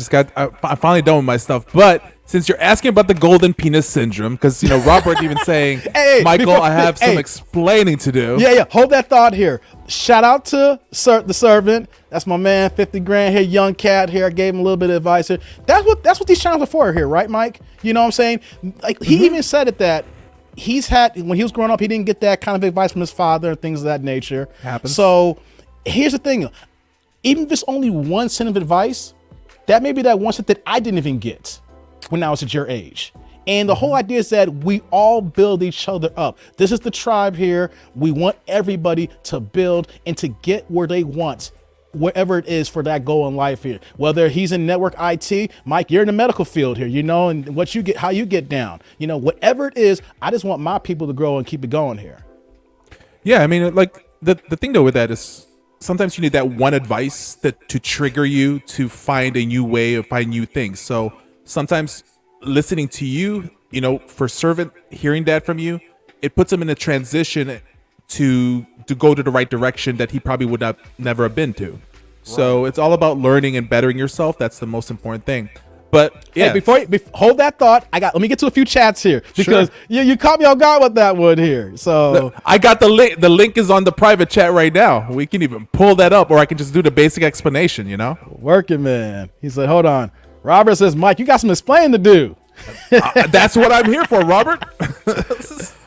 Charles Clark said that apology was trash. At least it was an apology. Some people didn't want to let the man apologize. So I get it, Charles. I get it. Let's see here. Funny because I'm at work watching too. Hey, shit, what's going on, Anthony? If you ain't work getting it in, man, you got to kill the time. Or they let you listen to your earbuds in. Do you? I like that y'all on, man. Dave, you're a good man. Facts. Way to help that young man. Hey, man, we got to help each other out. Hey, Jew, if you got some advice for me, I'll take it. I'm not going to turn it down, but nothing but my collar right now, So we all help each other. Each one teach one. Let's see here, Robert. Yeah, Mike do speak. Yeah, we're going to get Mike on and speak on this here. Let's see here. Servant says, yes, I would have not known about the info. And Anton Daniels, no doubt, man. Give him a holler, man. He's going to help you out. So, Mikey, GPS. Yeah, so there's two main things that came about, especially with Servant. You were giving him some stats, right? And so I have the links available right now in the private chat. But the what they call about the golden penis syndrome, this was actually reported by New York Post first. And so because we're seeing a large decline of men going to colleges now, okay, and then a percentage of women increasing who are going to colleges and universities, when we all know for the fact back in the days that most people met in college. You met your significant other in college. So now because there's lesser men going to college and universities and there's more women, now men in colleges have what they call the golden penis syndrome, where now men are refusing women. Men are being more choosy on who they end up with, who they spend on their weekend nights or whatever. Look it up. It's a real study that came about. So men who are going to college and universities right now got punani lined up. So even the lesser of the less is getting some. So this can be also problematic for some of those guys that are because their value of their penis, their golden penis, I'm gonna stop using the P word because we might get hit here. Because of their value is so high in college, that when they finally get into the real world, they're gonna get shocked because what they don't understand is in the real world, it's your paycheck, it's yourself, your network, like as Kevin Samuel says, your LinkedIn network, and so that can be problematic also for men because the reality that they live in college universities is not the reality of the real world. It's just been expended from high school, but it's a true thing. I mean, if anybody wants to look it up. There's studies in the UK. New York Post is also launching it as well.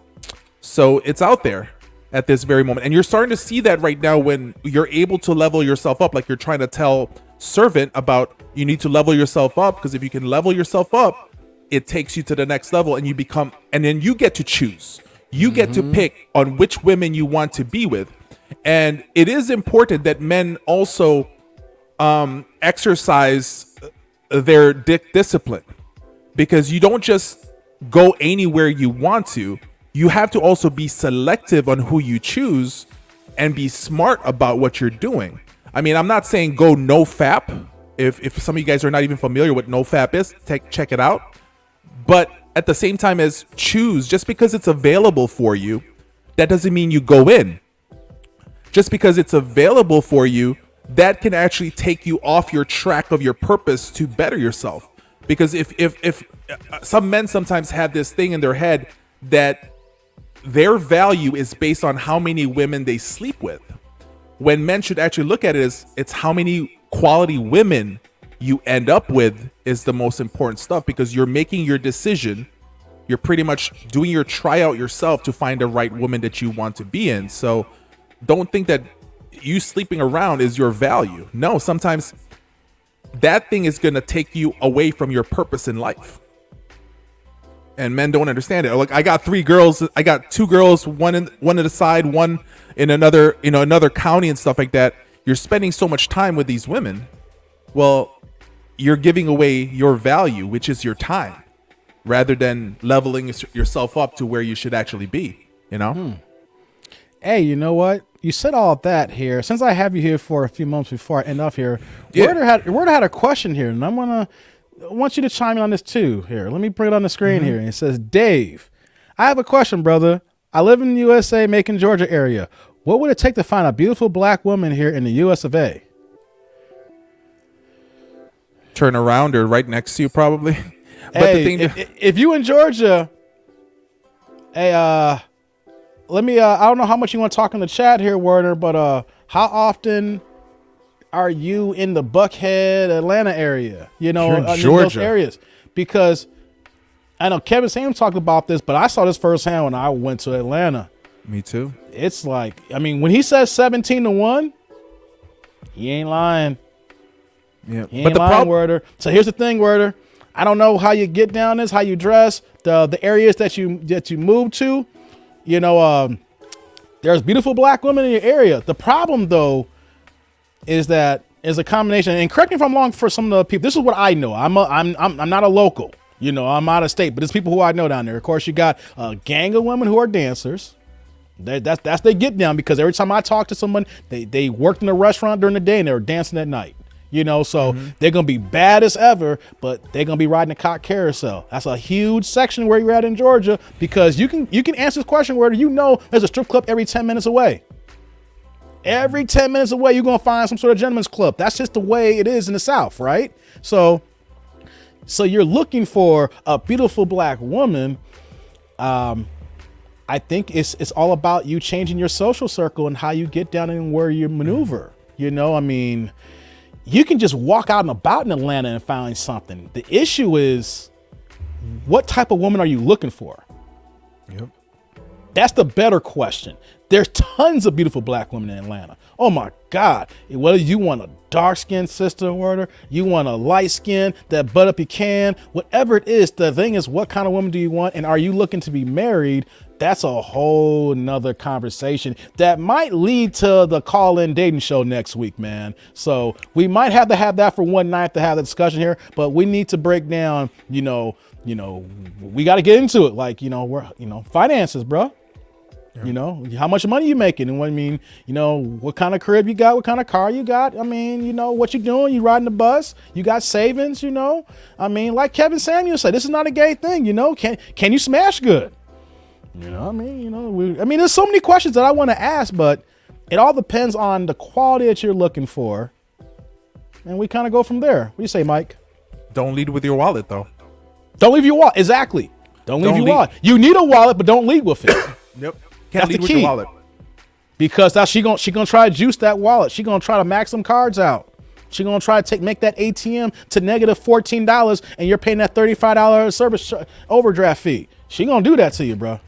But at the same time, a black woman, there's less percentage of them who's gonna go outside, and go for a Caucasian man, or especially an Asian man, or a Latino man. So unless, of course, they're Dominican or they're Puerto Rican Latinos, then of course that's fine. So that's the thing also. It's like you have to figure out who they want. I mean, if you look up the link, Dave, I gave you some stats in there. I think if you share that with a lot of people, that's going to be helpful for a lot of guys, because it just shows proof for the fact of, why there is a lot of availability. It says here, like, there's an example here that, black women are less likely to be married than women of other demographics. So they have those stats in there. And then also, what we're seeing out even more, and this is the worst part, is that right now at this very moment, Americans wise are getting married later than ever. That's true. So because Americans are getting, married later than ever, well, that's a big problem. So like from the 1962, for example, the average man got married at the age of 22. Right now, the average man is getting married at 30. So, and as men's value go up at 30, we're going to be more choosier getting married to girls who are younger. So that's where women have a problem at this very moment if people don't understand that, and women just don't understand what's going on and they're not paying attention, but the statistics are starting to show that it's not in the favor of women right now. Jamal says don't leave your penis either. Yeah, you shouldn't. Yeah, you might catch something. Then you don't want to get a broken dick syndrome either. Yeah. Don't want that to snap, y'all. That snaps. Woof.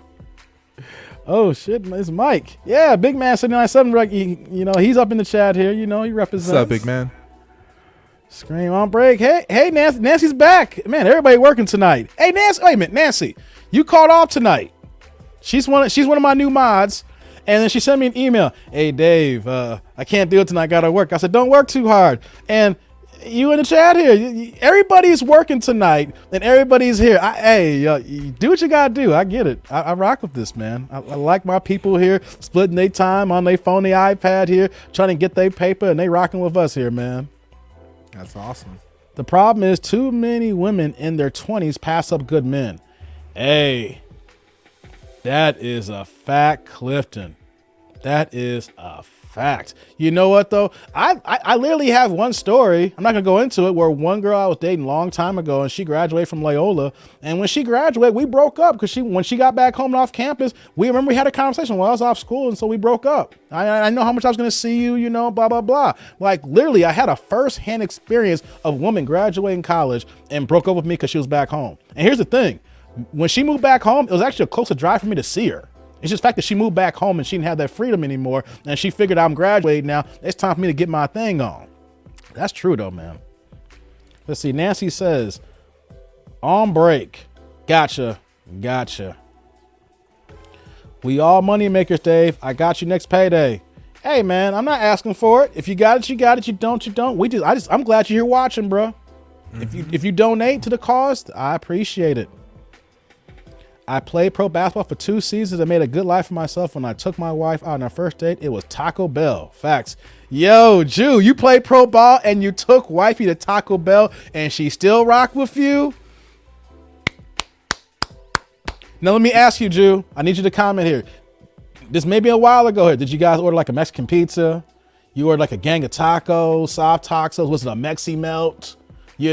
Taco Bell Grande? I need to know what you ordered and what she ordered, that after that first date, y'all kept rocking again, because that's Taco Bell. I mean, I would assume that you went ahead and got the big box set or something, like a gang of 10 tacos. Did you get the Doritos Loco shells, the Cool Ranch shells? I need to know. Mikey, I need to know. Yeah, did you get extra sour cream with that, the deluxe tacos? Because you can't, that costs more. So. And Jew, you play pro ball. How did you get her to go to Taco Bell? Hey, I respect it. I so respect it. You know that she's there for you and she ain't there for the glitz and glamour. She's like, I'll go eat with this man at Taco Bell. This is my man here. I rock with that. Let's see here. Loyola has a beautiful campus. It is a beautiful campus, man. Yeah, they have a good school, man. Matter of fact, shout out to didn't you get one of your degrees there at Loyola? So I don't know if you're still on or not, but I think she did. Yeah, my sister was a Loyola person too. Oh, word. Okay. She was Loyola, the Northwestern Med School. So. Okay. Don't tell me that I'm looking for a wife. Okay, man. Okay. Have you ever figured that or looked at it as Georgia now is pretty much like Miami? Like a cheaper version.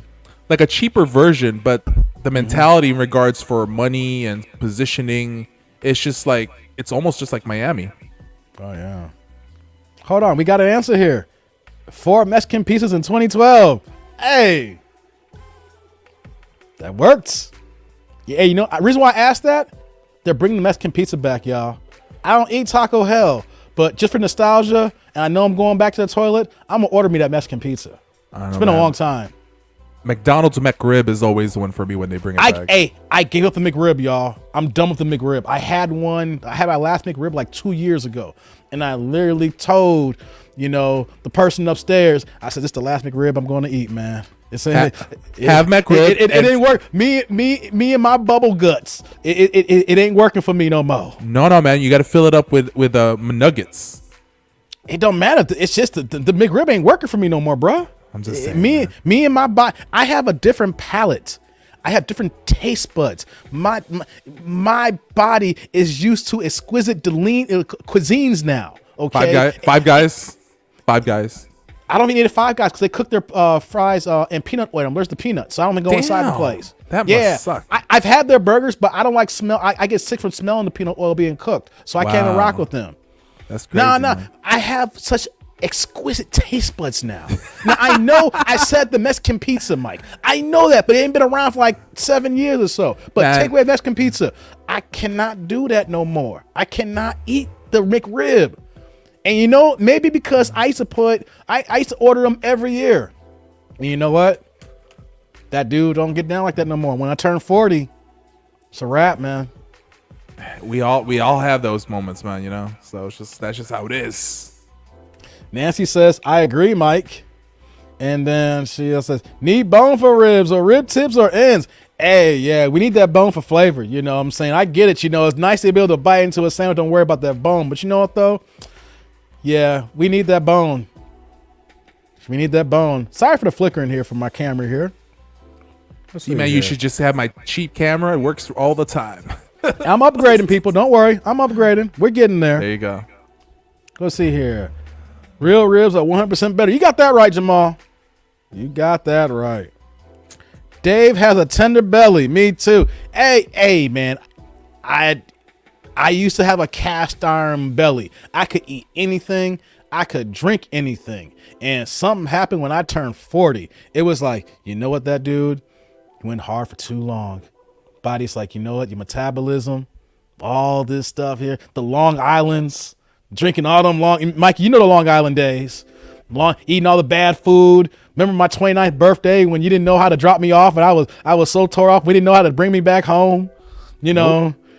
Those nights are over. I can't get down like that no more, man. Listen, man, I haven't had those nights in years, man. I've been in my purpose as much as possible, but yeah, dude. I made sure not to have no night like that again. You had to drop me off my cousin's house that night. Remember? And we couldn't even figure out how to get to his house because I was drunk too, man. I still remember that day. We were like, it was like me, Jesse, and you, and I was like, Jesse, how do we get to? I don't know. So. Hey, yo, we've had some wild nights. All I remember that night for my 29th birthday was that, matter of fact, Zoe was there that night. I don't remember that, Mikey. Zoe was there that night. When we were in Chicago? Yes. She came out that night. I don't remember, man. Yeah, that's how drunk we were. Zoe was there that night. Like, all I know is I winged for Jacob, so we ended up leaving Jacob because he ended up hooking up with that one girl. Then we ended up going to that one place to order some pork sandwiches. Hey, shout out to Late Night Chicago. You know? Y'all gonna be mad at me. We used to go to, it used to be the Jewtown spots, or we say Maxwell's. Man, we ordered a bunch of pork chop sandwiches with mustard and grilled onions, some Polishes, some great pop. You know, and the greasy ass fries. And if you don't remember, this one girl was like trying to get you from me. Like this one girl, we're at Maxwell. She's like, I'll take him home. I was like, no. I was like, not you. I don't remember that. I was so drunk. Someone trying to take me home, Mike? Somebody tried to take you because you were macking with her. I was? Yeah, while you were ordering your pork sandwich. I was like, no, Dave, no, Dave, no. Was she that bad? Was it beer goggles for real? She was that bad. Like, oh! Yeah, she was that bad, bro. She was like, it was like Jacob, right? Jacob's like, you know, Jacob hooked up with a good girl. I winged for her. And then you're like, I'm going home. I was like, you were like that. And I was like, fine, I'll take you home. And then like, you don't remember? See, that's how bad you were, man. Like, I didn't see you for like weeks after that. Hey, start off here. I literally had 2 or 3 shots of Jack. And then some of my other guys from work came in and we started doing clear shots. So we're doing Patron shots. That don't work. You're doing dark shots and then we're doing Patron shots. Zoe bought me like 2 Long Islands that night for my birthday. So I remember that. And then like some other people came and bought me some I had at least 6 Long Islands that night. I ain't gonna front. I stopped counting after 6 and then the shots. So if you tell me that I was talking to a scallywag on these live YouTube streets, yeah, I'm being burned right now and I gotta take it. Man. I didn't know. I didn't know. Listen. We prevented it from happening, so it never happened. So you all good. That's right? why you need a tribe. That's why you need your men. There's a big difference if I let you go and then I'm trashing you right now because that'll be wrong. The girl didn't touch you, man. We good. Oh, good. Good. See, that's why I got my man 50 grand and all here. You know what I'm saying? So that's how we get down here. Cause hey, I'm an open book. Your boy had a bad night on my 29th birthday and I almost went home with scallywag. And my man here kept me from messing with a scallywag. So I just want to say here that even though that was like 13 years ago, and I don't remember after the 6 Long Island and hanging out in my Buick Century. Yeah, I had a Buick Century. It was my mom's. We still had in the family. We drove that home. But, you know, thank you very much for keeping me going out with Scallywag. Bro, but well, you know, I don't know if you remember this. I'm the one that introduced you to Long Island iced tea. No, you didn't. I had my first one at 18.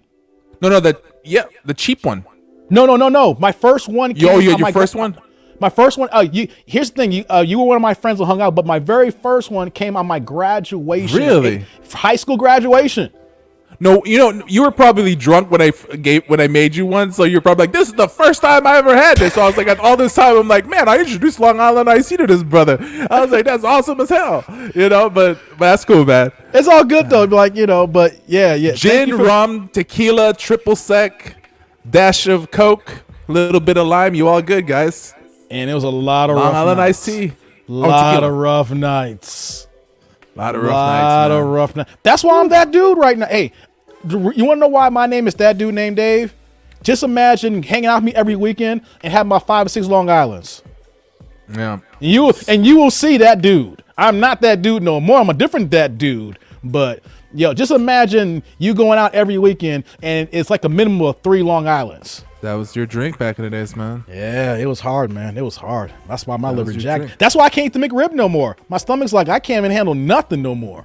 I always tell people, go to a third world country, your stomach gets better because you know once you try other bacteria from other parts of the world, your stomach gets better. Let me get some of these chats, and I'm gonna get out of here in a second, Mike. But yo, this has been a fun show. Let me get some of these chats here. So we got Clifton saying, marinate your ribs in beer mixture. Hey, Clifton, I have done that on my barbecue. You know, hey, yo, we gonna do some old black man or old men barbecue tips here. Hold up. Just talking about some beer stuff. I just learned this last week, and I just tried it yesterday. Warm beer with condensed milk. What the F? No joke. Warm beer with condensed milk. Mix that together. It's the bomb. It's like a dessert. Really? Yeah. It's like an old Guinness trick, I guess. And some dude was telling me about it, and I tried it. Mm-hmm. It's free. I actually went to the store just to buy some Guinness, and I add the damn condensed milk into it. It comes out really good. I don't know if anybody's ever tried that. It's weird, but it was a good thing. Okay, you talk about that. Yeah. So Quick says, I used to have dog intestines. Damn, Quick. Damn. Texas Long Island with tequila rather than gin. Okay. I've had that before. How do I become a mod, Dave? Hey, Eric, send me an email to remind me, and we'll add you to the tribe. The mod game is stepping up here. So, yeah, if you want to be part of the mod, Eric, you see the email scrolling down here. I've been putting the little tickers today for my stuff here. I'm trying to build up here. You see the other cameras here. We're trying to build the studio out. You know what I got here, you know. So shoot me an email. Let me hit me up, and I'll add you on, man. Appreciate you want to be a part of the gang. Yeah, Eric, send the email. I haven't sent mine yet. That's why I'm still not a damn mod. Nah, it's my fault. Yeah, I know this man for decades. He sent an email. It's my fault. It's your fault, Mike. Yeah, I haven't submitted it yet. It is your It's my fault. fault. It is. It is. Yeah. Get on your purpose, man. Send me an email. There you go. Come on, man. Hey, Dave going blackout drunk. Hey, man. There was some blackout nights. I ain't gonna front. That's the reason why I don't drink. Here. Hey, that's why I don't drink no more. This dude. This dude. I don't drink no more. I mean, I'll have like a drink, but the days of having 2 or 3 drinks, those days are over, y'all. I don't get down like that. So Me either. 40 has its advantages. Wisdom, don't do that crap no more. Let's see here. Thank God for friends like Mike. Yeah. Hey, thank God for Mike, yo. I mean, I wouldn't be in these YouTube streets right now without Mike. So he saved me from a scallywag, and now I'm here because of him too as well. Part of the reason, he's like my Yoko Ono. I'm your Asian persuasion. It's an inside joke. Don't take that the wrong way. People gonna make some jokes. Oh yeah, that dude now. Yeah, I already know. I don't care. I'm already out here. I'm already getting the hate already right now, so I ain't worried about it. So it's like, damn, how could you drink that much, Dave? I started at 18 my first Long Island. You got to build a tolerance, baby. You at 18. By the time I'm 23, but I was a champ in these streets, man. There was one night, I think I had like 5 Long Islands and a couple of Jack and Cokes. Woo. That was a hard one. That was a hard one, y'all. That was a hard one. Mike holding it down. Yeah, he was holding it down. What a legend. Mike, you're getting called a legend for helping that dude out here. There you go, man. Mike, the real MVP. Yo, yeah, I give it to him. 3 Long Island's tops. Hey, man, by the time I got to like 26, that was the appetizer, unfortunately. The good old days. You got that right, Nancy. The good old days, all right. You can also do Pepsi to tenderize your ribs. I've done that. I've done Coke and Pepsi. 7-Up. Okay. It gives that lime stuff, and it also breaks it up as well. See, we're giving barbecue tips on accountability Thursdays. Filipino style. We're over here giving rib tip on accountability Thursdays here. What's next here? Let's see. Hey, Dave, we all have him. And who's Mike's Mike? Let's get him on the tell stories. That's Jesse. That's Jesse. You guys have not seen Jesse. I actually met Jesse first because did I meet Jesse first? Yeah, I did. You met Jesse because you worked at the Marriott. Yeah, here's the thing. Yeah, we all there's a few of us here that worked at the Marriott. Mike left the Marriott when he moved to California, and I technically took his spot working the midnight shift. And so I met the guy who's Mike's wingman, who in the end we all became wingmen together. So we're all one big family here. So so if y'all wondering, we're gonna get him on here. We've been trying to get Jesse we were supposed to do like our separate channels and then have a group channel all together and stuff like that. So that was the plan. So but Dave did his, I did mine, and then but eventually we might bring Jesse out a little bit. Yeah, we're gonna get Voltron out. Y'all gonna see the original crew from like 20 years ago. You're gonna see how he's we all grown, but hey, from Marriott days. Cause it's a Yoko, damn. Yeah, he is my Yoko. I mean, it's a long story. I don't want to talk about it now, but yeah, there will be a show where we'll break down why this man is my Yoko Ono of YouTube. I think and sometimes you need a Yoko. Yeah. Even when people think that Yoko broke up the Beatles, hey, John Lennon became John Lennon, man. I mean, he was already John Lennon, but we know the legend becomes after the fact, So let's see here. Let's get to a few more here. I can't drink, but I will get the fire department call me. Wow, Jew. Okay. Gotcha here. Let's see here. Let's get Jesse on. We're trying, man. We're trying. We should. Hey, matter of fact, we got to hit him up after the show here. So we talked about you, Jesse. Now you a myth now. We got to bring you out because now people think you're a myth. Oh snap.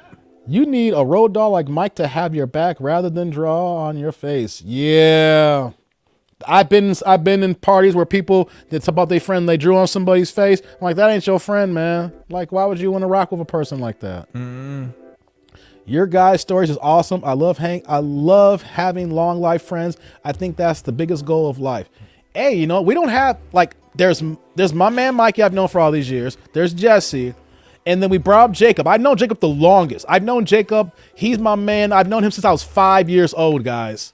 5 years old. He's 2 years ahead of me. He graduated 2 years ahead. Matter of fact, he's the same grade as you, right, Mike?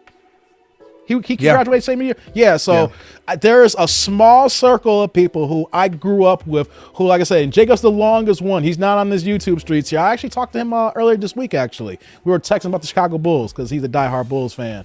And he actually rented out the G League stadium for the Chicago Bulls up north when we all played basketball several months ago. So that's how hardcore basketball he's still in, in his 40s right now. But like, yeah, we have a crew of people that we've known each other for over 30, Mikey 20, some 30 years here, but it's only like 5 or 6 of us. So, I mean, it doesn't happen too often, but it's cool that I can look back at someone I know like we were basically in diapers and here we are growing gray hair basically. So it's kind of cool. Great talk about gray hair, man. Yeah, look at the beard, man. Y'all can't miss this beard, man. It's all there. Man, these chats are coming in here. Nancy says, I love the accountability night theme. Yeah, I mean, we got to talk about it. I mean, this ain't going to be the last time we talk about accountability. I mean, it served the purpose because the fact that the man did come in from his congregation and apologize and took accountability and he mentioned it. So just because a person's I think he's a bad human being or a bad person, does bad behavior, though there is silver linings for everybody. I'm not going to throw everybody out the boat, even though he's a pastor and he's done whatever he's done here. I'm not gonna put the but. I'm gonna say there could be hope for him. There's some people that won't do it. Yeah, I mean, it may be a low percentage, but I will keep that the fact that he came out and did that. So that's why we got to have accountability night and not allow people like who came in early, like Torch, who don't allow people to grow. Because when you do that, you're allowing them to be stagnant in their progress. Let's see here. Let me get to a few more before we get out of here. Try drunken chicken. You grill a chicken while it sits on a can of beer, season and slow, and cook with indirect heat. I've done that before. Man, Clifton, yo, we're gonna have to have like a cooking night. It may be only like 10 people in the chat here, but we're gonna have a barbecue grill YouTube night. We're gonna get all the old heads in here and start passing on grill tips. Matter of fact, we have everybody cam up in front of their grill so we can see that going on here. I can get 10 people in this show here. So if y'all want to go get your grills out because it's summertime and we all have our cameras out and we giving grilling tips, it may be only 10 people in that chat, but hey, we'll have some fun for that one night. So let's see what we got here. Friends are more valuable than money. Hey, that's the biggest currency, man, when you got people that can invest in you.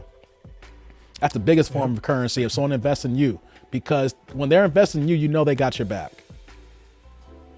Props to Brian for publicly apologizing. Yeah, man. I just want to put that out there, man. He didn't have to. He has a big enough church and he knew his members were not going to be in agreement with it. So I give credit where credit is due, unlike other people. Unlike the women on Fox Soul who said that I don't think he should apologize, or other people like that. I brought this up. I'm gonna start a curtail here. Like, it's just weird that I went to Vegas a few weeks ago, Mike. I told the story about my example, and now every day I look, I'm seeing people now who don't want to let people be accountable. Well, but that's been going on for years. What happens? It's like that. Your friend buys a red car, you start seeing the same red car everywhere, right? Once for some reason your mindset is in that track, you see it, and you're gonna start seeing it happen even more and more. And so that's where it is important that accountability is being talked about continuously, because if we talk about it continuously, it becomes more fresh in our mind on a daily basis, that we start seeing that we need to be more accountable for certain actions that we do, or what we expect others to be able to actually have as well. So, sometimes it's one of those things. And so that's why the conversation always has to be in place at any given moment, because it's a learning thing for us itself, So Mike, I'm gonna give you back your time here. You're in the East Coast time. I appreciate you hopping on again, man. It's always fun to to chop it up with you, man. We talk this up here. I gotta get on your channel. When's the next live stream for you, man?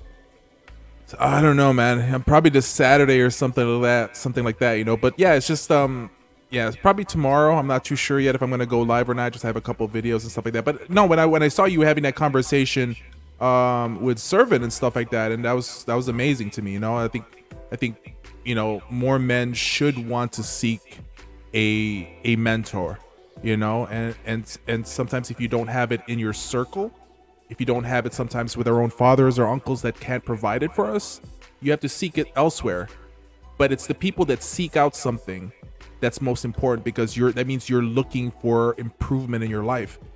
And for the people that don't think that they have room for improvement, those are the ones that are going to end up failing down the line, or just have regrets in their life. Like they say, when a person is about to die, they guarantee have some regrets, and that's why, you know, it's hard for it.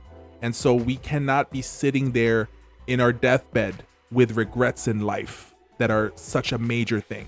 Maybe have small regrets here and there, but not the major things of you could have done this in your life, you could have, you know, explored, enjoyed, made more money, made more relationships, made more friends. Those are the biggest regrets that most people have, you know, and we can't have those, you know.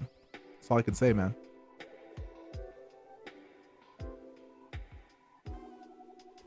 Let me go ahead and get this last one here. So Kevin Sanders was a Kappa. Jamal Bryant specifically mentioned them in his so-called apology. Kevin Sanders was connected. Exactly. That's why Kevin talked heavily about the Wolfpack, or about your network, your LinkedIn. Like your LinkedIn, your professional LinkedIn bio.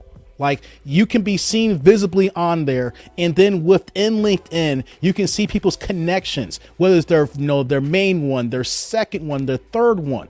That is huge. People don't realize that. You just go on LinkedIn, look for jobs. No, the several different layers of connections. Like I found someone said, oh man, I'm a third line. I mean, let me go holler at this dude here. I didn't know. Let me see if I can talk to him like that. You'd be surprised when you actually utilize your full LinkedIn profile and how that can get you to other people, other job, things of that nature. It's like a spider web, how you get that set up there. You know, that's why Kevin spoke heavily about your LinkedIn, your Wolfpack, your network. And then, like I said, when I had my coaching call with Anton Daniels yesterday about my calendar, about my network, about my phone. Know what he told me? I'm gonna end this here, Mike. I'm gonna let you go. I want you to hear this, and I'm gonna let you go here as we get to the end here.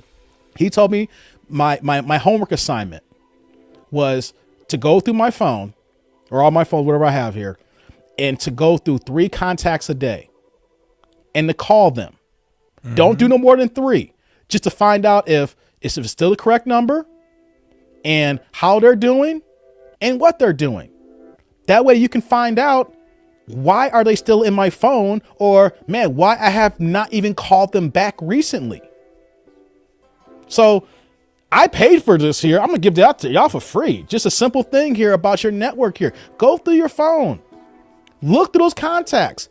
For dudes, y'all may be holding on to that one girl's contact that you just want to smash again.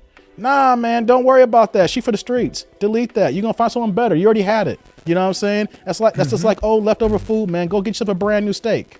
You know what I mean? So do that. Go ahead and go through your contacts and call them up and see how they're doing.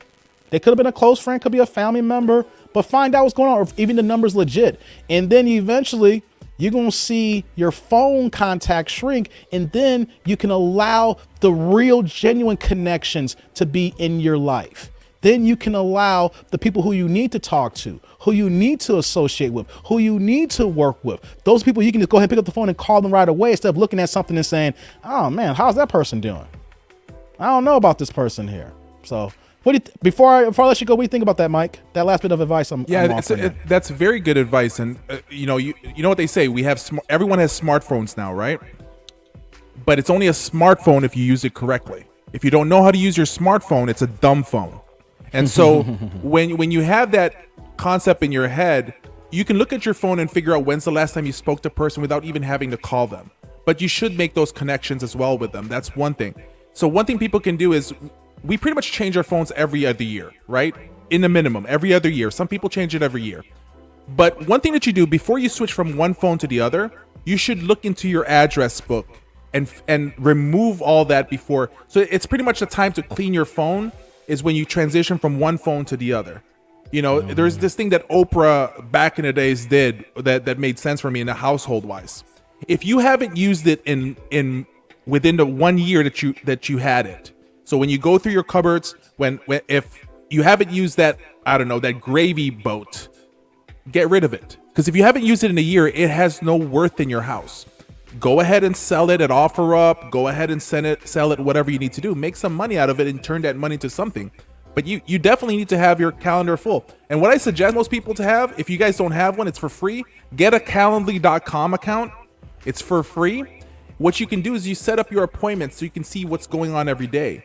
When you have when you have a friend that you're having to talk to, send them a Calendly meeting. You know, my sister and I do that. We're supposed to talk tomorrow. She sends me a link to say, do I accept or not? Your network is your net worth. And if your network is low, that's why your bank account is low. So find out the people that's going to push you as much as possible. That's the only thing I can add to that one, man. Appreciate that, Mike, man. That is dope. I'm going to let you get back to your side of the YouTube street here. We're going to be talking again, you know. Make sure you come back for my next live stream, man. But I appreciate the words of wisdom, man, and being Anytime, a good friend, man. So, and I'm going to hire you on the flip side, man. All right, man. See everybody. Dave, later, man. That's my man, Mikey. Make sure you check him out on Mikey's Philippine Journey. You see him in the chat here, my MYK. Good brother, as you can see here, his channel's popping, just hit 11,000 subs.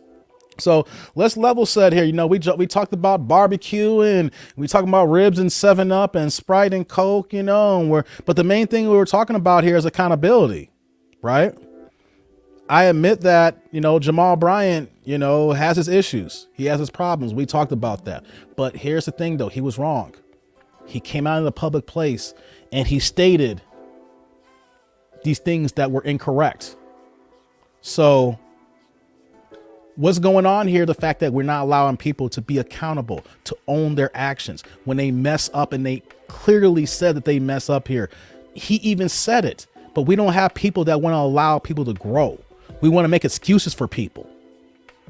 So as we go forward here after this tonight here, this is not going to be the last accountability video we're going to do here, because it seemed like no one knows when to accept it here. We saw that firsthand tonight, and we saw that firsthand when I talk about it in Vegas here.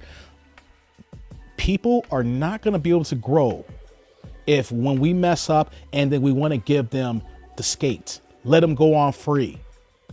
Now, he owned it. He apologized. He did it in the public platform, and we're moving on here. I hope this is the last time we talk about Jamal Bryant here in this fashion here, but I want everybody to understand that when we mess up, own the mistake, own it, and then put it back out there to the people that you may have wronged. You'll be surprised how much that weight will be off your shoulders when you actually do apologize, and then you go keep it moving forward instead of living on this lie. Why do you want to continue on a belly full of lies when the truth tastes so better? So as we go forward here, and then I want my tribe to be better and bigger people as we do this here, it is nothing about holding on to lies. There is nothing good of holding on to these false and accurate information just because it makes us feel a certain type of way, or we don't like that person. Mr. Samuels passed away, and his only issue was that people had problems with his words and his tones. But you never heard any situation that showcased that he was involved in bad behavior, that he was a heinous human being. You can say what you want with the people that called in, but you know what though? They voluntarily called into his shows. He didn't seek these people. He didn't go out here and say, you know what, I'm just going to go ahead and find people and talk bad about them. No, these people voluntarily called into his show. And you want to know something? The people who voluntarily called into his show, who he gave the business to, these same people gave him super chats. These people gave Kevin Samuels money on super chats and called in and also got cursed out because they're doing wrong here. But you guys want to go ahead and let these people off the hook because maybe, oh, that person didn't mean what he said, or maybe it's just, no. As we close out here, we want to make sure that we take people at their words. Words matter. If someone says it, believe them on it. If we're at a point in our lives now in society that people say something, we're not going to believe it because that's how we feel, then what's the point of even talking to somebody? And what is the point of having truth? We can create our own truths. So people, as we move forward here, let's make sure that we hold ourselves accountable, and then we hold our tribe accountable. If we see one of ours falling, like Mike, you saw me, I'm about to get down with a scallywag about 13 years ago. Hey man, just go ahead and curtail your dude and get him out of harm's way, man, because we don't want to see our men get knocked up a scallywag and he rocking with her for a hot minute. We all know how that night happened. We need friends like that. So accountability goes for us. And also accountability goes for our circle to hold each other up that way that we all build stronger bonds and we build our will pack, and then we move on and everybody is doing what we're supposed to do in this life here. Man, this was a good live stream, y'all. We went 3 hours here, so I want you guys to comment, like, subscribe. Need you guys' help here. This is fun, y'all.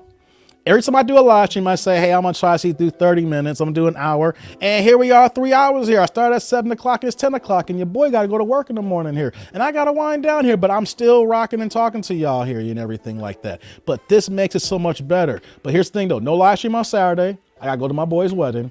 But I am looking at Monday and Wednesday next week, as well as the reaction video still dropping during the day here. So I'll make sure I do a reminder out for Monday and Wednesday, and maybe one of the shows is strictly a call-in show, and maybe we have a dating show. We need more women though for the dating show. I mean, I can have guys shooting their shots, but we need women shooting their shots too, So I don't have many single women in my tribe here, a lot of married women, but who knows? We want to put that out there. But I just want to thank everybody for showing up tonight and actually being involved in this chat here, being involved in discussions here.